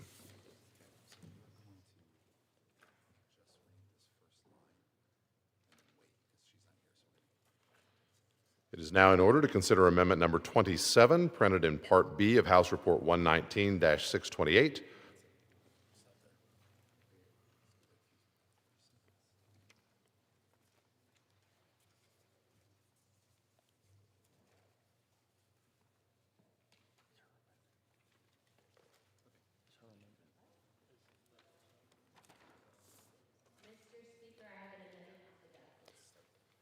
Here. It is now in order to consider amendment number 28, printed in Part B of House Report 119-628. For what purpose does the gentlewoman from Florida seek recognition? I have an amendment at the desk. The clerk will designate the amendment. Amendment number 28, printed in Part B of House Report number 119-628, offered by Mrs. Luna of Florida. Pursuant to House Resolution 1224, the gentlewoman from Florida, Ms. Luna, and a member opposed will each control 5 minutes. The chair recognizes the gentlewoman from Florida. Good evening, Mr. Speaker. I rise to support this amendment. As you know, I never thought I'd have to be debating liability protections for pesticide companies, yet here I am today. And I'd like to share some stats with you. A major study found that pesticide mixtures increased childhood leukemia by 23%, brain cancer by 36%, and overall childhood cancer by 30%. We find that a majority of Americans, specifically that do rely on SNAP and EBT, are being fed massively processed foods that are increasing their cancer risks, not to mention, as a whole, I think that this is something that we should all get behind and that we do not want to ever provide or be on the side of cancer causing anything. Research shows that maternal exposures to pesticides at home or at work is linked to a higher risk of leukemia in children. These chemicals are known to cross the placenta and impact fetal development. In addition to that, a review of over 174 studies from 2013 to 2023 found constant and consistent links between pesticide exposures and leukemia, brain cancers, rare childhood cancers. Off record, I had a conversation in the cloakroom from a young member of Congress who was just elected in Georgia, who said that he suffered from thyroid cancer and it was known, or that he thought it was due to an environmental factor. The point is that this should not be partisan. It's about the American people and protecting them. Now, I understand that this place can get pretty heated sometimes, but I was also called a damn liar for defending my position, which is far from the truth. The fact is that I'm not getting paid special interest money. I'm trying to fight for my district and I think for the well-being of a majority of Americans. The fact is that there's far too much special money and interest going into policies like these. And so while people claim that they're in opposition, if you pull FEC reportings and reports of which we do have screenshots of all of that, it says quite the otherwise. I would like to, ma'am, if you'd like to speak, yield as much time as you would like to speak in support of this. Gentleman from Maine. Thank you very much. I thank the gentlelady for both presenting this amendment, which I also supported, and speaking in favor of it. Pesticide preemption has received an extraordinary amount of attention in the past year, as is appropriate when the federal government considers overriding states' rights. Litigation on this topic was discussed at the Supreme Court on Monday. A dominant pesticide manufacturer just announced a possible settlement of $7.25 billion, and President Trump has invoked national security powers to mandate the protection of glyphosate. There is opposition to federal preemption of state liability laws on both sides of the aisle. Yet the Republican majority insisted at every turn on including these provisions in what should be a bipartisan farm bill that delivers for farmers and families. This amendment is not extreme. It would not ban pesticides or require any additional regulatory burden on the manufacturers. Quite literally, it would preserve the status quo and allow the Supreme Court to examine this issue separately and the complicated legal issues at its core. The question of federal preemption also sits next to a truly poisonous provision that would waive all other laws for registered pesticides, including the Clean Water Act and Clean Air Act. Registration under EPA's pesticide process provides instructions for use, but does not include any requirements to guard against contamination of our air and water supply. Let's be clear. The Clean Water Act already includes a broad exemption for agricultural storm water runoff because Congress knew at some point about pesticide runoff was inevitable. However, the EPA is obligated to separately permit intentional uses of pesticides that enter our waterways, as the Sixth Circuit decided in 2009. It's astonishing to me that my Republican colleagues wrote this bill to abolish that protection for rural communities and water supplies. I want to acknowledge the bipartisan effort by members in Congress and invested citizens on the outside whose relentless efforts are why this amendment was even allowed to be debated today. I thank you, Representative Luna, for your tireless efforts on this front, and I hope my colleagues will heed your example and vote for this amendment. Madam Speaker, I urge all members to support this, and I yield back the balance of my time. Gentlewoman yields I back. reserve. Gentleman reserves. For what purpose does the gentleman from Georgia Speaker, I seek rise in recognition? opposition to the amendment. Gentleman is recognized. Mr. Speaker, as we listen to this debate, and no doubt as text messages and other things have been sent out about this piece of legislation, what I want the Mayhaw Amendment to know is that this has nothing to do with the actual pesticide in the jug. Absolutely nothing. This is uniformity of pesticide labeling requirements. And so there are people out there that want to raise the cost on farmers by requiring that Florida would have one set of labels, Georgia would have another, and we're simply saying that when the EPA says this is the appropriate label and the proper label to put the warnings on the chemical, that is going to be uniform throughout the states. Others want to go so far as to allow every individual city or municipality to come up with their own labeling requirement. That's simply not feasible from the standpoint of the companies and actually getting a product to the consumer like I just bought to kill the fire ants in my yard. By the way, the states, even with our amendment, maintain the ability to restrict the chemical from being used in their state. So again, Mr. Speaker, I just want the people to know, especially the Mayhaw people that have been texting and calling about the misrepresentation of this amendment. It has absolutely nothing to do with the pesticide in the jug.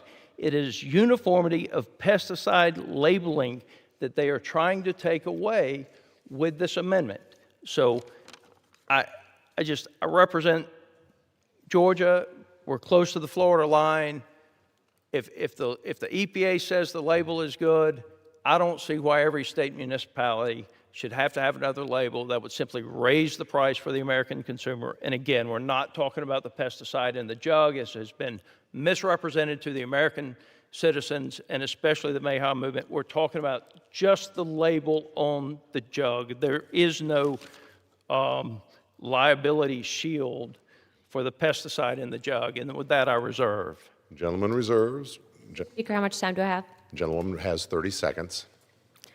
I'd like to clarify that Section 10205 blocks states and local governments from requiring any warnings beyond what the EPA provides. As far as I'm concerned, if someone's trying to give something to my kid that causes cancer, I would hope to heck that Congress would block that.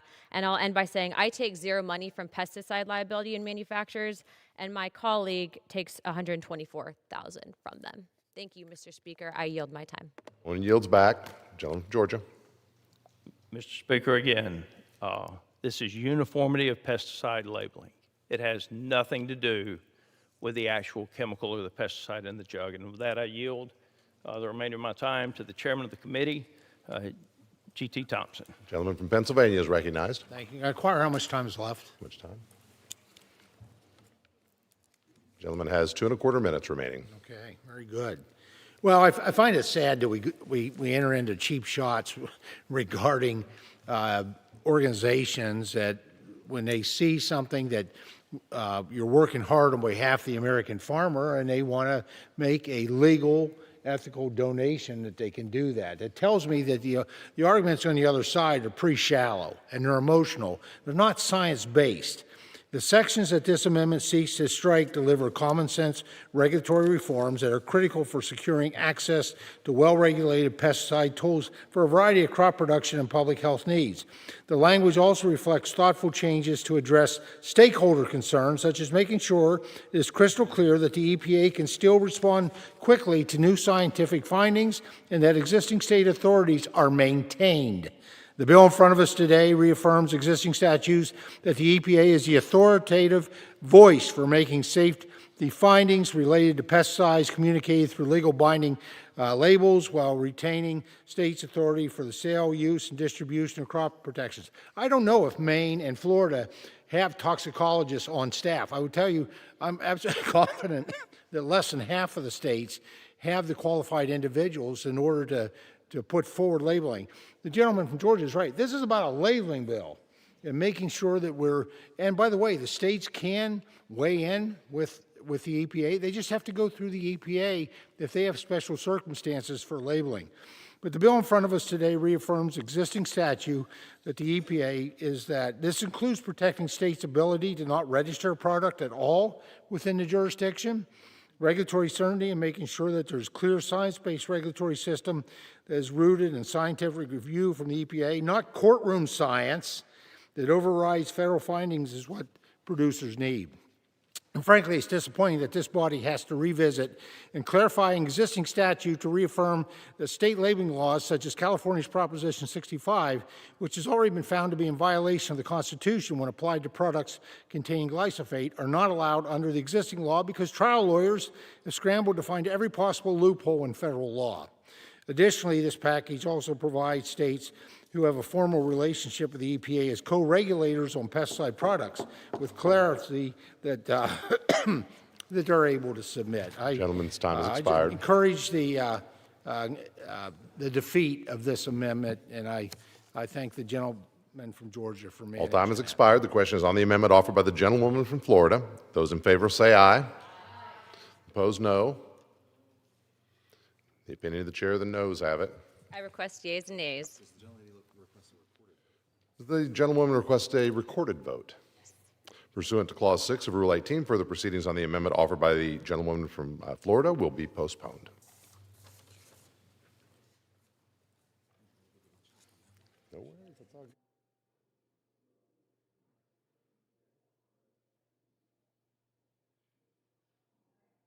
Now in order to consider amendment number 29, printed in Part B of House Report 119-628. For what purpose does the gentlewoman from South Carolina seek recognition? Mr. Chair, I have an amendment at the desk. The clerk will designate the amendment. Amendment number 29, printed in Part B of House Report number 119-628, offered by Ms. Mace of South Carolina. Pursuant to House Resolution 1224, the gentlewoman from South Carolina, Ms. Mace, and a member opposed, each will control 5 minutes. The chair recognizes the gentlewoman from South Carolina. Thank you, Mr. Chair. If you visit South Carolina's Low Country, you'll understand commercial shrimping and fishing are not just the backbone of our coastal communities, but a part of our heritage and our way of life. You'll find shrimp festivals, oyster roasts, and Low Country boils nearly every weekend during the season. In communities across South Carolina's 1st Congressional District, from McCollumville to Mount Pleasant to Beaufort to Bluffton to Hilton Head and Hilton Head Island, you'll see thousands show up to bless the fleet of shrimp boats when they head out to begin their seasons. Across the state of South Carolina, you see communities, neighbors, and families come together around local caught seafood and see people come from thousands of miles away just to taste it. But talk to any shrimper or fisherman in this country, and you'll know the commercial fishing and shrimping industries are struggling. For too long, the USDA has ignored our shrimpers and our fishermen, the farmers of the sea, who put nutritious, fresh seafood on our tables at dinner. President Trump understands food security as national security and has recognized the importance of revitalizing our domestic seafood industry. Last April, he issued an executive order entitled Restoring American Seafood Competitiveness. Last fall, we saw the USDA establish a new seafood liaison in the Secretary's office to ensure the voices of our seafood harvesters are heard. Just a few weeks ago, Secretary Rollins announced the creation of the first ever Office of Seafood within the Department of Agriculture. This gives our shrimpers and our fishermen a seat at the table. Our amendment would codify the newly established Office of Seafood at the USDA, ensuring our commercial shrimpers and fishermen, as well as our fish processors, are integrated into USDA programs. The Office of Seafood would also be responsible for working alongside the Department of Commerce, U.S. Trade Representative, NOAA, and other federal agencies and departments to revitalize the American seafood industry. The hardworking South Carolinians who work our waters and put fresh local seafood on our plates deserve this. This amendment would deliver it. I will always stand with South Carolina shrimpers and fishermen, and I urge all members to support our domestic seafood industry by voting in favor of this amendment. I reserve the balance of my time. Gentlewoman reserves. For what purpose does the gentlewoman from Maine seek recognition? Mr. Speaker, I rise and claim time in opposition, but I am not opposed to the amendment itself, and I yield to myself such time as I may consume. Without objection, the gentlewoman is recognized. I want to thank the gentlewoman from South Carolina for introducing this amendment and wholeheartedly support it. An Office of Seafood will be an important resource for coordination across the aquaculture sector. I am fortunate enough to represent the state of Maine, so fishermen are an important part of our economy, our culture, and the communities that we all live in. I'm lucky enough to live in the heart of lobster harvesting territory, so I know firsthand how important the fisheries is to our state and to all of you who hopefully come to visit our state and enjoy our delicious seafood. I've been listening to GT throughout the night talk about how he did a lot of listening tours and traveled around the country, and I was very privileged to have him come and visit in the state of Maine. And while he was there, we made sure that even though it was an agriculture listening tour, that because the Office of Aquaculture is an important part of the USDA, that we ensured that he got to visit an oyster farmer, that he ate some of our delicious seafood. That included scallops, oysters, maybe a little bit of lobster, and I think even a bit of seaweed he managed to choke down, and we were appreciative of him trying all of the many seafood in our state. I've always been surprised as a member of the Agriculture Committee and getting to know the USDA, knowing that aquaculture resides there. There are fisheries issues that come up there, and fishermen often don't get the same opportunity to utilize the resources as farmers do. We all in this country understand the important role that farmers play in producing American food, and we appreciate them so much, but sometimes we forget that fishermen need to have access to many of the same resources. Fish is an important part of our diet. We should eat more of it, and we should certainly eat more domestically produced and harvested seafood. So I think this office will go a long way to provide our fishermen with a central source of outreach and information that focuses on the seafood industry. This amendment codifying the office will give the security needed to create working relationships within the USDA and across the seafood sector. I've heard from many people in the seafood industry and the fishermen ever since this was originally announced by the USDA and Secretary Rollins, encouraging me to support this, to do anything I could to make sure that this was a stable entity within the USDA. So I appreciate the opportunity to speak on this amendment and talk about the importance of making sure it's permanent and their fishermen continue to have this access. I support this amendment to create this additional office, and I reserve the balance of my time. Gentleman reserves. Gentleman from South Carolina. I yield as much time as he may consume to the gentleman from Pennsylvania, Chairman Thompson. Gentleman from Pennsylvania is recognized. Thank you, Chairman. I thank the gentlelady. And I thank my good friend from Maine who has the best tasting kelp I've ever had. It was delicious, along with everything else. I was happy to see USDA establish the new Office of Seafood this month to better support and serve our seafood industry, helping to enable the administration's America First Seafood strategy. American seafood is a vital part of the U.S. food supply. I think it's a vital part of American agriculture. And codifying this office will ensure that this support continues for years to come by providing dedicated resources, time, and coordination for the industry. And I urge my colleagues to vote yes on this amendment, and I yield back. Gentleman yields back. Gentleman from South Carolina. I yield. Gentleman yields back. Gentleman from Maine. Mr. Speaker, I urge all members to support this amendment, and I yield the balance of my time. Gentlewoman yields back. All time is yielded back. The question is on the amendment offered by the gentlewoman from South Carolina. Those in favor say aye. Those opposed, no. In the opinion of the chair, the ayes have it. The amendment is agreed to. It is now in order to consider amendment number 30, printed in Part B of House Report 119-628. For what purpose does the gentlewoman from South Carolina seek recognition? Mr. Chair, I have an amendment at the desk. The clerk will designate the amendment. Amendment number 30, printed in Part B of House Report number 119-268, offered by Ms. Mace of South Carolina. Pursuant to House Resolution 1224, the gentlewoman from South Carolina, Ms. Mace, and a member opposed, each will control 5 minutes. The chair recognizes the gentlewoman from South Carolina. Thank you, Mr. Chair. An onslaught of substandard foreign seafood, often subsidized by foreign governments or international financial institutions, is being dumped into our markets, devastating our domestic seafood industry. For example, after hearing the testimony of some of my constituents, the U.S. International Trade Commission has determined in Ecuador, India, Indonesia, and Vietnam were illegally subsidized and dumping shrimp, imposing anti-dumping and countervailing duties. This foreign seafood is often caught through illegal, unreported, and unregulated fishing and employ brutal working conditions, including the use of child or forced labor. These foreign actors also don't abide by the same stringent food safety standards we have in our country, using banned antibiotics and other chemicals in their seafood. Just last year, there was a recall of foreign shrimp from Indonesia, which was contaminated with cesium-137. The foreign shrimp was literally radioactive. Imagine all the contaminated foreign seafood that slips into our food supply undetected. This has all combined to push down dock prices for our domestic shrimpers and fishermen. In some parts of the country, dock prices for shrimp fell to around $1 per pound in recent years. This, coupled with the inflation we experienced under the previous administration and elevated fuel costs, is causing the perfect storm. Facing anti-competitive foreign practices, falling dock prices, and economic headwinds, fishermen and shrimpers are struggling not just to earn a living, but to even make it to the next season. To illustrate the scope and scale of this problem, total value of U.S. commercial seafood landings has fallen 25% from 2021 to 2024 in just 3 years. Landings by weight have fallen to their lowest level since 1988. At the same time, our food supply has become increasingly dependent on foreign seafood.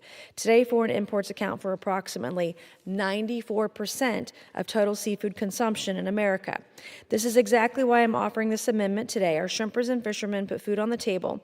They are the farmers of the sea, and it's past time we started treating them like it.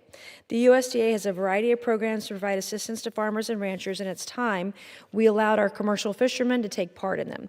This amendment would amend the Consolidated Farm and Rural Development Act to include commercial fishing and fish processing as eligible agricultural activities for USDA programs, unlocking access to many grant, loan, and assistance programs for our shrimpers and fishermen. This amendment would also ensure commercial fishermen and fish processors have access to USDA farm ownership loans and farm operating loans. And best of all, according to the Congressional Budget Office, this amendment is budget neutral. This is a common sense way to support the shrimpers and fishermen who feed our families and make South Carolina's Lowcountry and so many places across our nation's coast very special. I would like to thank Representative Carbajal for partnering with me on this amendment and urge all members to support this amendment. I reserve the balance of my time. Gentlewoman reserves.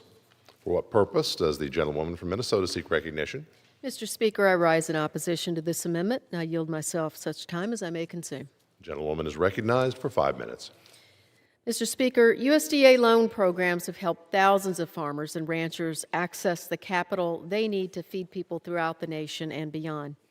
Opening up these critical loan programs to the vague and broadly defined fish processing businesses in this amendment could lead to unintended consequences. By their definition, a food manufacturer that processes fish sticks, and 100 other non-seafood products would qualify for a USDA direct farm operating loan, even if they are thousands of miles from the nearest seafood source. I encourage the sponsors of this amendment to seek technical assistance to close these giant loopholes, and I urge my colleagues to vote no on this flawed amendment, and I reserve the balance of my time. Gentlewoman reserves. Gentlewoman from South Carolina. I yield as much time as you may consume to the gentleman from Pennsylvania, Chairman Thompson. Gentleman from Pennsylvania is recognized. Thank you, Mr. Chairman. For many of our nation's coastal areas, fishermen represent not just a way to make a living, but they are the embodiment of the community's culture. Through commercial fishermen, although commercial fishermen catch 8.4 billion pounds of seafood each year, they do not qualify for the same access to credit as many of our nation's other food producers do to their unique business structure. Adopting this amendment is one of the many actions that we can take to expand access to credit for these vital businesses that serve as the lifeblood of their coastal communities, and our ag lenders are already uniquely suited to provide this capital. That being said, I strongly encourage my colleagues to vote in favor of this amendment, and I yield back. Gentleman yields back. Gentleman from South Carolina. I will yield. Gentleman from South Carolina yields back. Gentleman from Minnesota. Mr. Speaker, I urge all members to oppose the amendment, and I yield back. All time is yielded back. The question is on the amendment offered by the gentlewoman from South Carolina. Those in favor say aye. Opposed, no. In the opinion of the chair, the ayes have it. The amendment is agreed to.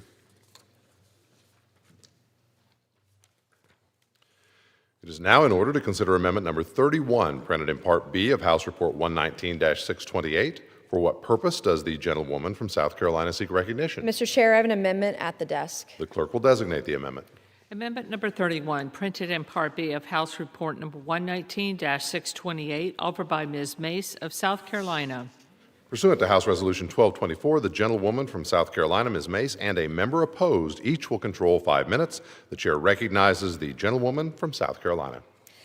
Mr. Chairman, thank you. Since I came to Congress, I've been fighting to end and put an end to taxpayer-funded animal cruelty. We've seen great successes, including successfully eliminating these painful and inhumane animal experiments across the VA, Department of War, and more. Today, we seek to build on the significant progress with this amendment. Based on our bipartisan bill, Violet's Law, which we named after a hound dog which was rescued from a government lab, our amendment would ensure the humane treatment of lab animals once they are retired. Each year, thousands of animals like Violet are used in federal labs, many of them in non-invasive and non-terminal testing. Too often, when that research ends, these animals, despite being healthy, are killed simply because there is no policy in place to retire them. Our amendment fixes that. Rather than being euthanized, my amendment would ensure federal research facilities establish procedures to facilitate the adoption or non-laboratory placement of dogs, cats, non-human primates, guinea pigs, hamsters, and rabbits used in government labs. It would allow agencies to place these precious animals with animal rescue organizations, animal sanctuaries, and animal shelters to facilitate finding their new home or with an individual looking to adopt the animal. This is a common sense idea which is already working. We've already seen some federal agencies adopt policies allowing lab animals to be retired and rehomed. Many states have adopted similar laws. This idea is supported not just by animal welfare advocates, but by leaders in the biomedical research community as well. We can judge a man and a country by its treatment of animals, and our country can do so much better than euthanizing healthy, innocent, animals created by God. I would like to thank Representative Titus for partnering with me on this amendment and urge all members to support this amendment. Together we can save the lives of countless innocent dogs, cats, guinea pigs, hamsters, and rabbits. I reserve the balance of my time. Reserves. For what purpose does the gentlewoman from Minnesota seek recognition? Mr. Speaker, I rise and claim the time in opposition, but I am not opposed to the amendment itself, and I yield to myself such time as I may consume. Without objection, the gentlewoman is recognized. Mr. Speaker, I rise in support of this amendment to add violence law to the Farm Bill.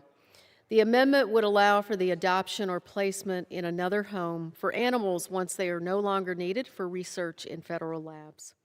Several other federal government departments, including NIH, DOD, and the FDA, allow for the retirement of lab animals, but the USDA has been slow to follow.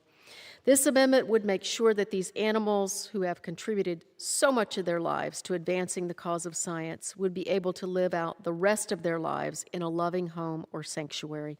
I'd like to thank Ms. Mace for her amendment, and I'd like to urge a yes vote. I reserve the balance of my time.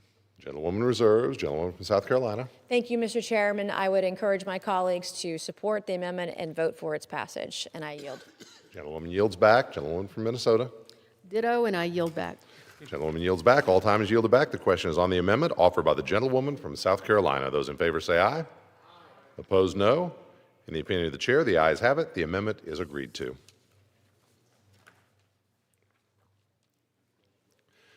The chair understands amendment number 33 will not be offered. It is now in order to consider amendment number 36, printed in Part B of House Report 119-628. For what purpose does the gentleman from West Virginia seek recognition? I have an amendment at the desk. The clerk will designate the amendment. Amendment number 36, printed in Part B of House Report number 119-628, offered by Mr. Moore of West Virginia. Pursuant to House Resolution 1224, the gentleman from West Virginia, Mr. Moore, and a member opposed, each will control 5 minutes. The chair recognizes the gentleman from West Virginia. Thank you, Mr. Chairman. I have an amendment that, in my view, would correct what had taken place in the Agriculture Committee. So there's an amendment to eliminate dog racing, greyhound racing specifically, in the United States. The only problem with that, there's only one state that continues to do that, and that is the state of West Virginia. One of the issues surrounding this is the revenue that is generated from that track. 40% of the revenue sharing from the track supports the pension funds of police and firefighters. And we've had the Fraternal Order of Police and the International Association of Firefighters actually come out in support of this amendment because it will decimate those pensions of our retired police and firefighters, some of which are disabled. And so those union members who are just trying to scratch by in the state of West Virginia are no longer going to be able to do that. This amendment leaves the full ban in place for the other 49 states, grandfathers in the 2 tracks that are in West Virginia. No new tracks can open in West Virginia or any state in the country after this.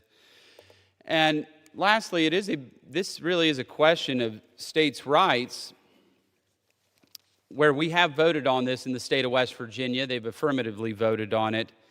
And this question will come up again before the state legislature. Perhaps they'll vote at some point not to, but we're really worried about not only those pensions, but the almost 2,000 employees that are also involved in this industry. I reserve the balance of my time. For what purpose does the gentleman from California seek recognition? Mr. Chairman, I rise and claim time in opposition to Amendment 36. The gentleman is recognized. Mr. Chairman, greyhound racing is cruel and inhumane, resulting in hundreds of injuries and death of otherwise healthy dogs. It is already prohibited in 44 states and only exists in 1, West Virginia.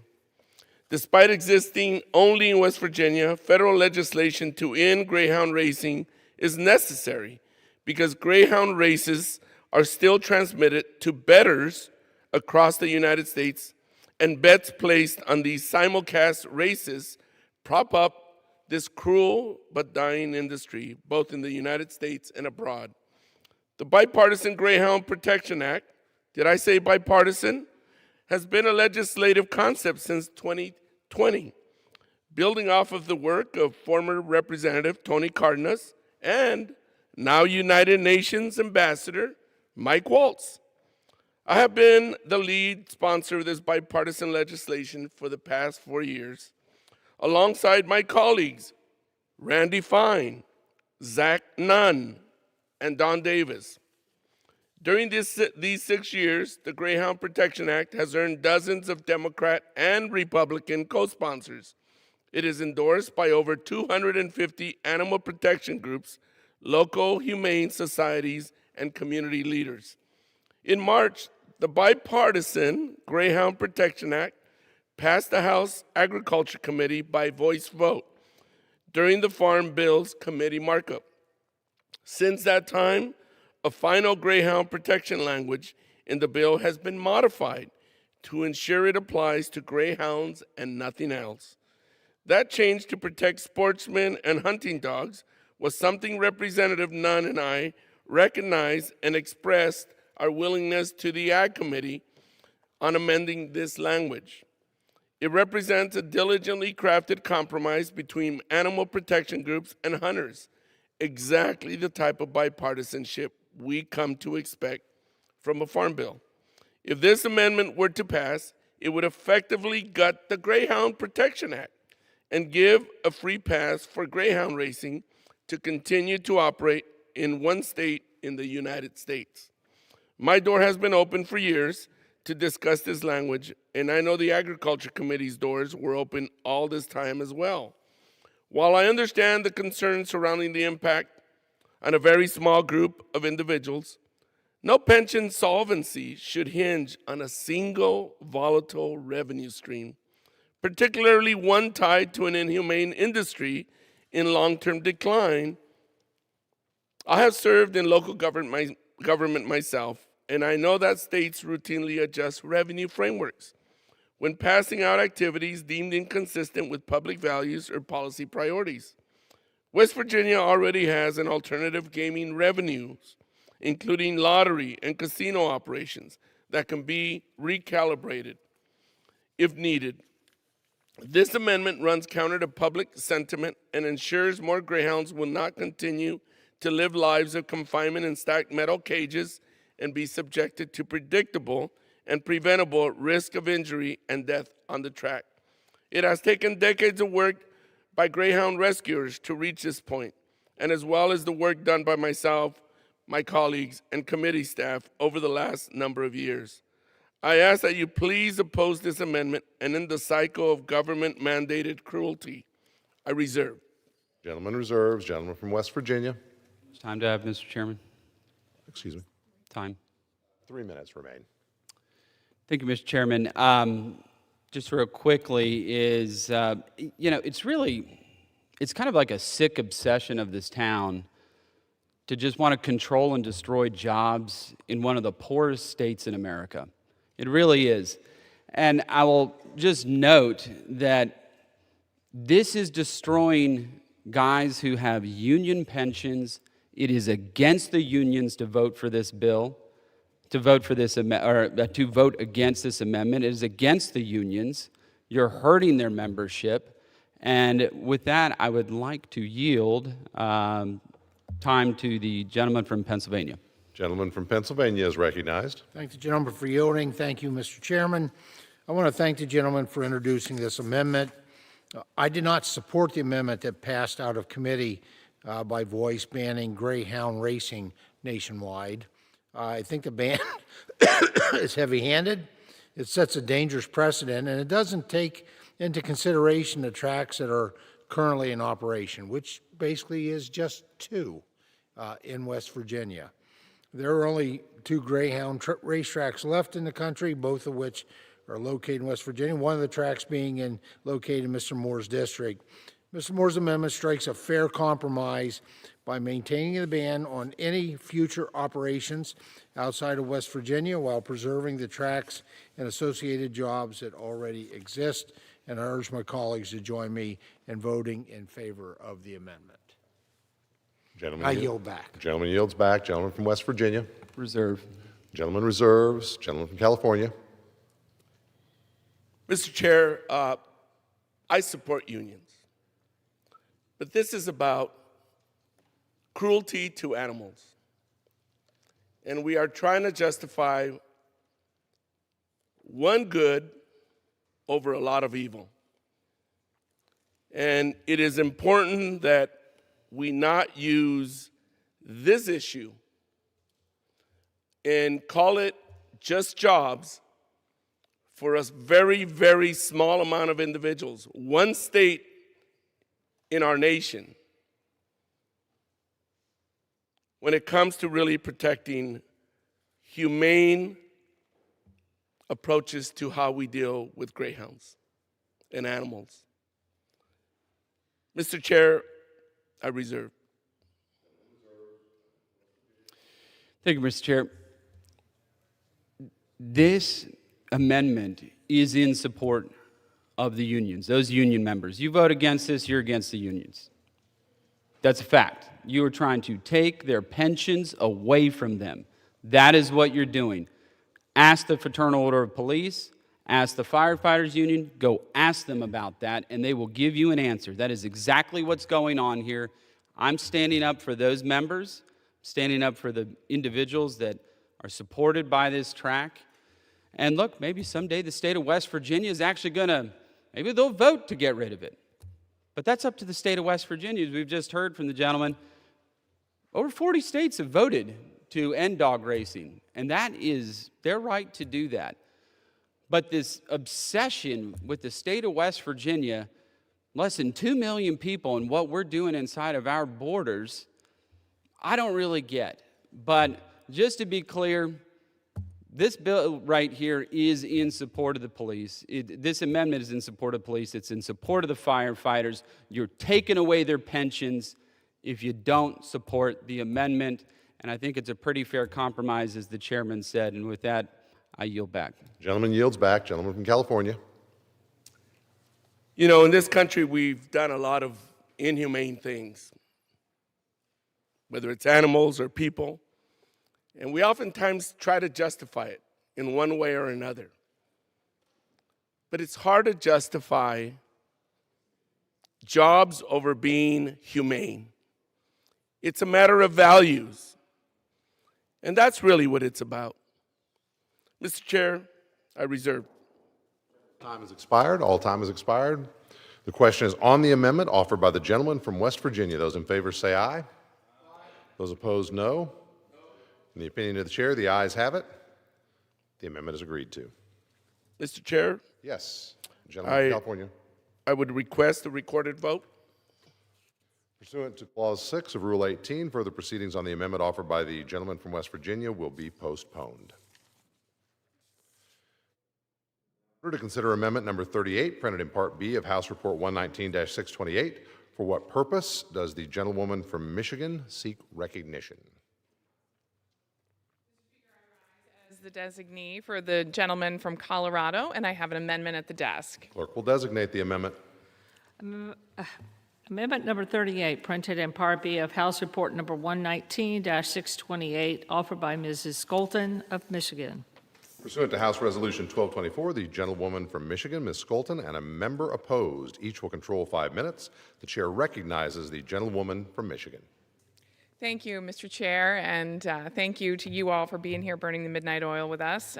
This amendment would make it easier to carry out emergency watershed protection measures after a disaster. The western United States is experiencing record-setting drought and high temperatures even in the winter months, exponentially increasing wildfire risk. Wildfires do not end when the fire does. They have significant impacts on our watersheds, and emergency measures are often needed to clear out debris and protect water supplies in the immediate aftermath of a disaster.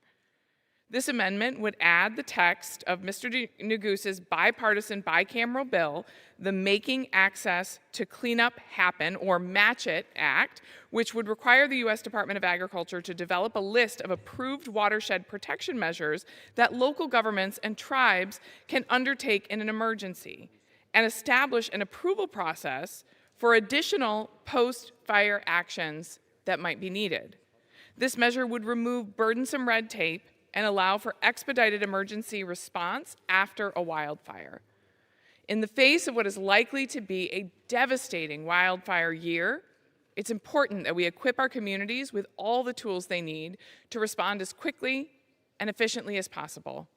I urge my colleagues to support this amendment and join me in taking action to protect our communities after disaster. That I reserve. Gentlewoman reserves. For what purpose does the gentleman from Pennsylvania seek recognition? I rise in opposition of the amendment, although I'm not opposed to the amendment. Without objection, the gentleman is recognized. Thank you. Thank you, Mr. Chairman. And I thank the gentlelady for offering this amendment on behalf of the gentleman from Colorado. The Emergency Watershed Protection Program offers financial and technical assistance to eligible participants for watershed impairments after flooding, fires, or other natural disasters. This program is important for addressing such urgent threats, including the removal of debris from stream channels, road culverts, and bridges, protecting stream banks, establishing vegetative cover on eroding lands, and repairing some conservation practices. This amendment would help encourage quicker response by ensuring that partner costs can be considered as part of the match if incurred prior to entering into an agreement. So I support the amendment and urge a yes vote, and I yield back. Gentleman yields back. Gentleman from Michigan. Thank you, Mr. Chair. I hope my colleagues on both sides of the aisle can support this amendment, and I yield back the balance of my time. All time is yielded back. The question is on the amendment offered by the gentlewoman from Michigan. Those in favor say aye. Aye. Opposed, no. In the opinion of the chair, the ayes have it. The amendment is agreed to. It is now in order to consider amendment number 39, printed in Part B of House Report 119-628. For what purpose does the gentlewoman from Michigan seek recognition? Mr. Speaker, I rise as the designee from the gentleman from Colorado, and I have an amendment at the desk. The clerk will designate the amendment. Amendment number 39, printed in Part B of House Report number 119-628, offered by Ms. Skolton of Michigan. Pursuant to House Resolution 1224, the gentlewoman from Michigan, Ms. Skolton, and a member opposed, each will control 5 minutes. The chair recognizes the gentlewoman from Michigan. Thank you, Mr. Chair. On this, I ask unanimous consent to modify the amendment by the form that I've placed at the desk. Clerk will report the modification. Modification to amendment number 39, offered by Ms. Skolton of Michigan. Strike page 430 each time it appears and insert page 431. Objection, the amendment is modified. Gentlewoman from Michigan. Thank you, Mr. Chair. This amendment would expand federal support for sustainable agriculture and innovative sustainability solutions through the AGARDA program. AGARDA helps to find cutting-edge solutions to food, agriculture, and environmental challenges. This amendment will build upon the already proven success of this program by expanding its research to include innovative sustainability solutions. This amendment will give our agricultural producers the tools they need to increase sustainable and efficient use of water, soil, and other natural resources, and will help farms adapt to challenges like extreme weather events and drought. This effort is bipartisan, done in partnership with Rep. Flood, and I urge my colleagues to support this amendment. With that, I reserve. Gentlewoman reserves. For what purpose does the gentleman from Pennsylvania seek recognition? Mr. Chairman, I rise in opposition of the amendment. The gentleman is recognized. I want to thank my colleagues for their interest in a program with tremendous potential to deliver solutions for our nation's producers. The Agriculture Advanced Research and Development Authority Program, also known as AGARDA. Modeled off of a similar programs in the defense and energy sectors, AGARDA is focused on filling high-risk areas where there is high payoff potential, but the private sector is unlikely to undertake research alone. While I appreciate the interest in strengthening this program, promoting climate solutions does not fit into the underlying mission of AgARDA and takes away from its mission. We see substantial investment from the private sector and miscellaneous non-government organizations on this topic, and it would be inappropriate to add to this program when these activities are already well funded. So for this reason, I will not be supporting this amendment's inclusion, and I yield back. Gentleman yields back. Gentlewoman from Michigan. Thank you, Mr. Chair. Well, I hope my colleagues on both sides of the aisle nonetheless will support this amendment, and I yield back the balance of my time. Gentlewoman yields back. All time is yielded back. The question is on the amendment as modified, offered by the gentlewoman from Michigan. Those in favor will say aye. Aye. Opposed, no. No. In the opinion of the chair, the noes have it. The amendment as modified is not agreed to.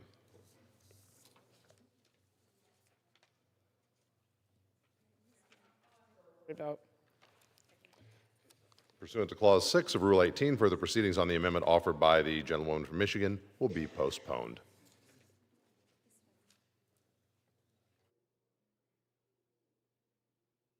It is now in order to consider Amendment Number 41, printed in Part B of House Report 119-628.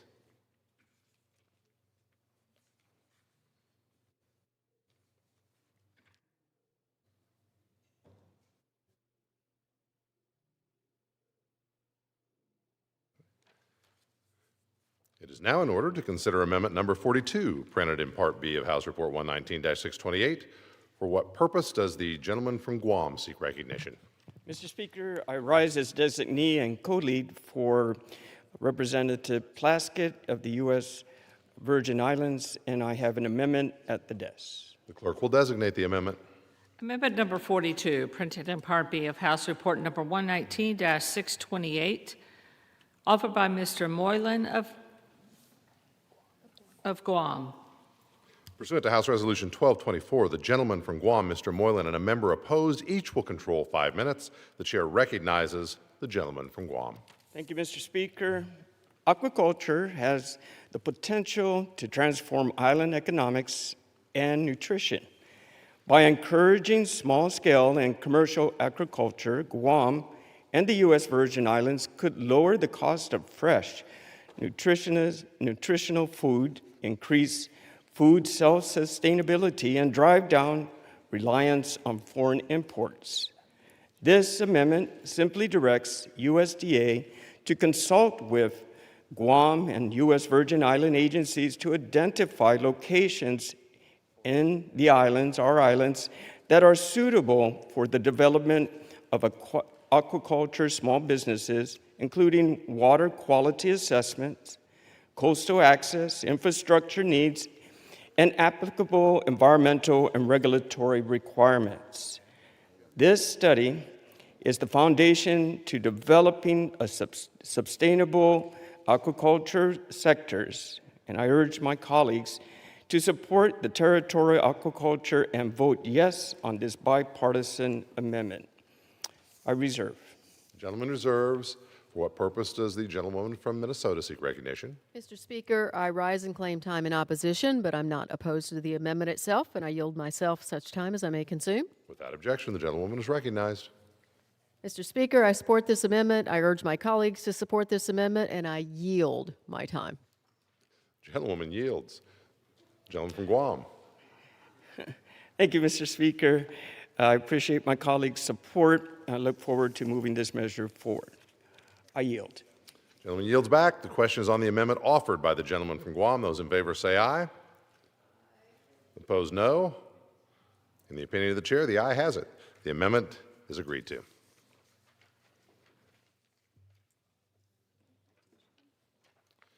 It is now in order to consider Amendment Number 45, printed in Part B of House Report 119-628.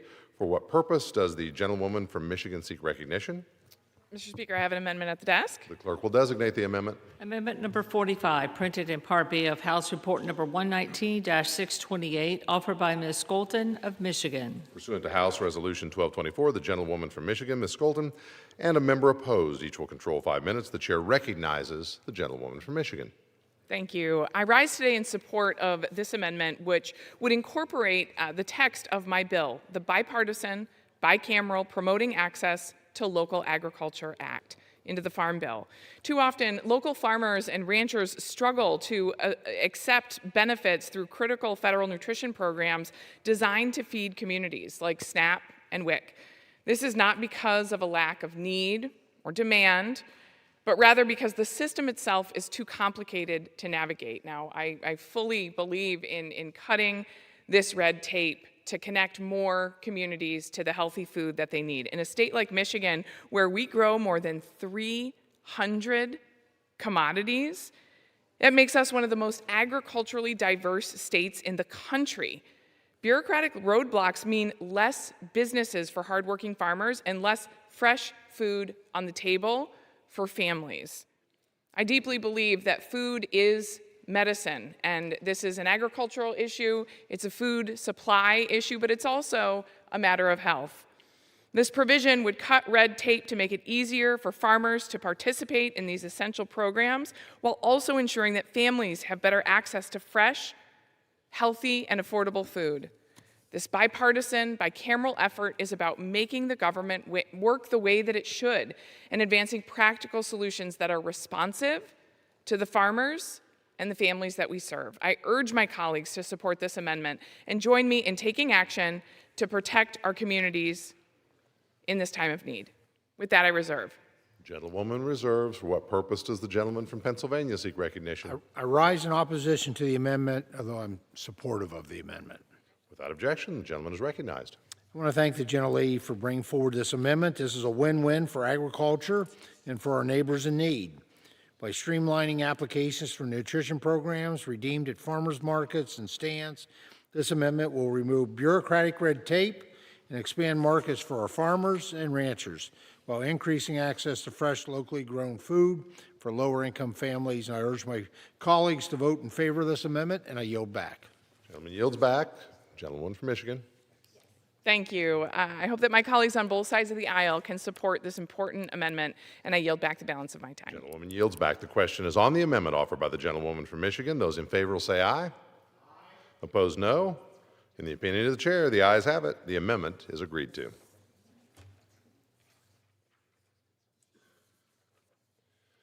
It is now in order to consider amendment number 46, printed in Part B of House Report 119-628. For what purpose does the gentlewoman from Washington seek recognition? Mr. Speaker, I have an amendment at the desk. The clerk will designate the amendment. Amendment number 46, printed in Part B of House Report number 119-628, offered by Ms. Schreier of Washington. Pursuant to House Resolution 1224, the gentlewoman from Washington, Ms. Schreier, and a member opposed, each will control 5 minutes. The chair recognizes the gentlewoman from Washington. Thank you, Mr. Speaker. I rise today in support of my amendment to the Farm, Food, and National Security Act that would codify the State Acres for Wildlife Enhancement, or SAFE initiative. The SAFE initiative was established in 2007 as part of the Conservation Reserve Program. It helps landowners restore land that would otherwise be unproductive for agricultural purposes. The initiative is unique in that it specifically supports wildlife populations by restoring critical habitats and providing food sources. This is great for agricultural producers, a win for wildlife and the environment, and it allows states to work toward their high-priority conservation goals. For example, in parts of Washington state, land enrolled in the SAFE initiative can provide habitat for 2 of our native birds, the sage grouse and the core sharp-tailed grouse. There are fewer than 1,000 of these birds remaining, and a lot of their habitat is on private farms across our state. This program protects those species. In other areas of the country, the program can be used to protect habitats for species like the New England cottontail, grassland birds, deer, and even pollinators. This program is entirely voluntary and gives farmers an opportunity to earn money through land that they no longer can use or they may not need. I've heard from farmers who are thrilled to have this opportunity to restore their land, which of course benefits them financially, but also protects habitat, improves soil health, limits erosion, and sequesters carbon. Instead of producing lower and lower yields or being forced to sell their land, farmers can receive annual rental payments and additional financial assistance to establish long-term, easy-to-implement conservation practices like increasing vegetative cover.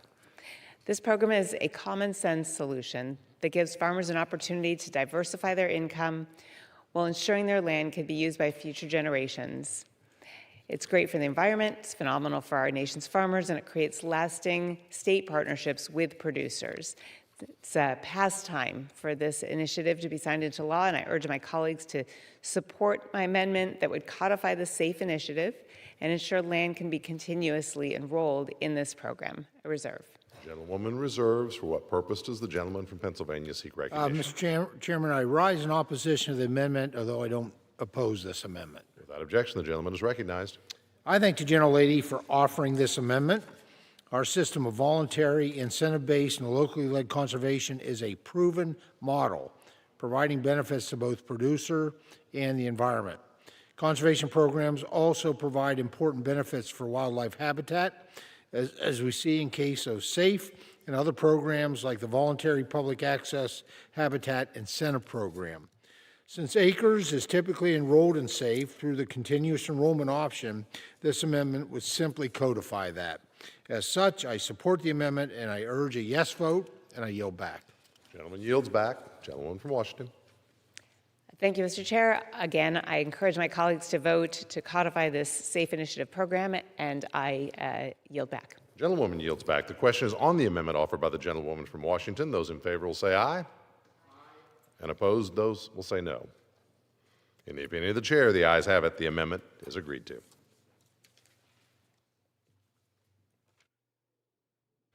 It is now in order to consider amendment number 47, printed at Part B in House Report 119-628. For what purpose does the gentleman from Texas seek recognition? I have an amendment at the desk. The clerk will designate the amendment. Printed in Part B of House Report number 119-628, offered by Mr. Self of Texas.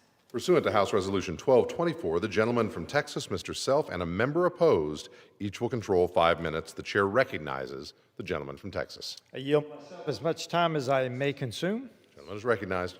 Mr. Chairman, I rise to offer an amendment to ensure that a program called Nutrition Assistance actually delivers nutrition. Today, SNAP is funding billions of dollars in purchases of sugary soda, products with zero nutritional value and well-documented links to obesity, diabetes, and long-term health costs. That is not what this program was designed to do. My amendment is straightforward. It adds soda to the list of ineligible SNAP items alongside alcohol and tobacco, and defines soda clearly as any carbonated beverage containing more than 1 gram of added sugar, artificial sweetener, or flavoring per serving. Now let's address the obvious concern: choice. SNAP participants already use multiple forms of payment at checkout. This amendment does not take away anyone's ability to purchase soda. They remain fully free to do so with cash, credit, or debit. What this does is ensure that taxpayer-funded nutrition dollars are not used for products with zero nutritional value. We already do this in WIC. We already do this with alcohol and tobacco. The authority exists, the precedent exists. At a time when taxpayers are funding both the purchase of these products and the health care costs that follow, we should at least stop financing the problem on the front end. This is a narrow, common sense reform that restores integrity to SNAP and aligns it with its core mission. I urge adoption of the amendment, and I reserve. The gentleman reserves. For what purpose does the gentleman from Minnesota seek recognition? Mr. Speaker, I rise in opposition to this amendment, and I yield myself such time as I may consume. The gentlewoman is recognized.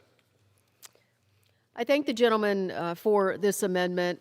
And of course, all of us here support promoting healthier diets and lifestyles for all Americans. But I have serious concerns with any policy that would make life more difficult for Americans who are already struggling to make ends meet. Across the country right now, chaotic waivers restricting different kinds of foods and drinks from being purchased with SNAP are already creating massive confusion for participants and for retailers. We don't know the result of the effectiveness of these waivers at this point, although things aren't looking good. And we certainly shouldn't be codifying any type of restrictions and picking winners and losers among foods without getting those results first. If the intention is to address diet-related chronic disease, we would be better off investing in fruit and vegetable incentives like GusNIP and revive SNAP-Ed, a nutrition education program that was eliminated in H.R. 1. With that, Mr. Speaker, I reserve the balance of my time. Gentleman reserves. Gentleman from Texas. I recognize the gentleman from Wisconsin for 1 minute. Gentleman Thank from you. Wisconsin is recognized for 1 minute. We could talk at length the degree to which our welfare system allows people to buy things or use services that the average person in our society, at least if they're appropriately frugal, do not use. But the easiest one that we should put an end to is this idea of unhealthy, sugary drinks. I mean, the lady talks about making life easier. If you want to make life tougher, you give people a lot of Mountain Dew and increase the amount of obesity and increase the amount of diabetes. That's not a good thing. And it's particularly not a good thing when you consider some of the money on this that you get on your food stamps goes to your kids. I mean, I feel horrible if I'm in a grocery store and I see somebody use food stamps for these soft drinks and they got little kids with them. I mean, we should just not do that. And like I said, I think the average person in our society does not spend money on this stuff, and we shouldn't be giving it to people in the welfare program. Thank you. I yield back to... How much time do I have? Gentleman has 2 minutes remaining. Very good.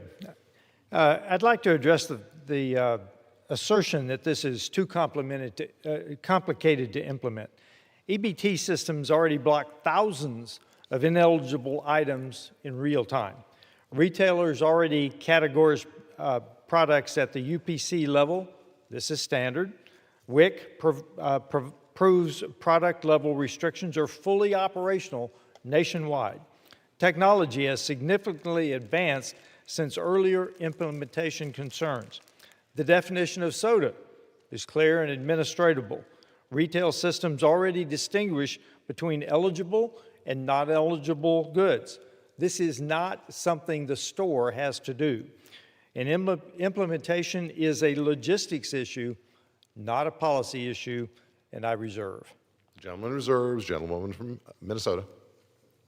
I'll just end with this. I want you to imagine a single mom who is on the SNAP program, and remember, this is $6.20 a day, who wants to put a 4-pack, no one can afford 6-packs anymore because everything's too expensive, wants to put a 4-pack of soda as a treat once a week for her children. The idea that we are going to force that family, that single mom, to say, no, I can't choose to do that. We're going to take that choice away from them. Folks, there are lots of people who live in families that need just a little bit of help right now, and it's getting worse under this administration. You cannot deny it, and at the end of the day, this is one more way that we are attacking poor people in our country. Folks, we're all for healthy, but let's not be mean at the same time. And with that, I yield back. Gentlewoman yields back. Gentleman from Texas. I just want to ask one question. This amendment asks a basic question. Should a nutrition program pay for products with zero nutrition? If the answer is no, then the vote should be yes. I yield back. Gentleman yields back. The question is on the amendment offered by the gentleman from Texas. Those in favor say aye. Opposed, no. In the opinion of the chair, the ayes have it. Pursuant to Clause 6 of Rule 18, further proceedings on the amendment offered by the gentleman from Texas will be postponed. Mr. Chair. For what purpose does the gentleman from Pennsylvania rise? Seek recognition? Mr. Chair, I move that the committee do now rise. The question is on the motion that the committee rise. All those in favor say aye. All those opposed say no. The ayes have it. The motion is adopted. Accordingly, the committee rises.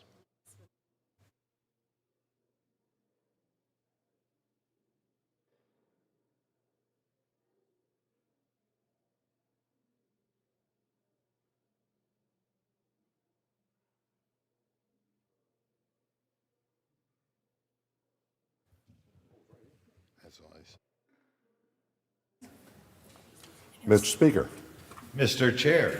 The Committee of the Whole House on the State of the Union, having had under consideration H.R. 7567, directs me to report that it has come to no resolution thereon. Chair of the Committee of the Whole House on the State of the Union reports that committee has had under consideration H.R. 7567 and has come to no resolution thereon.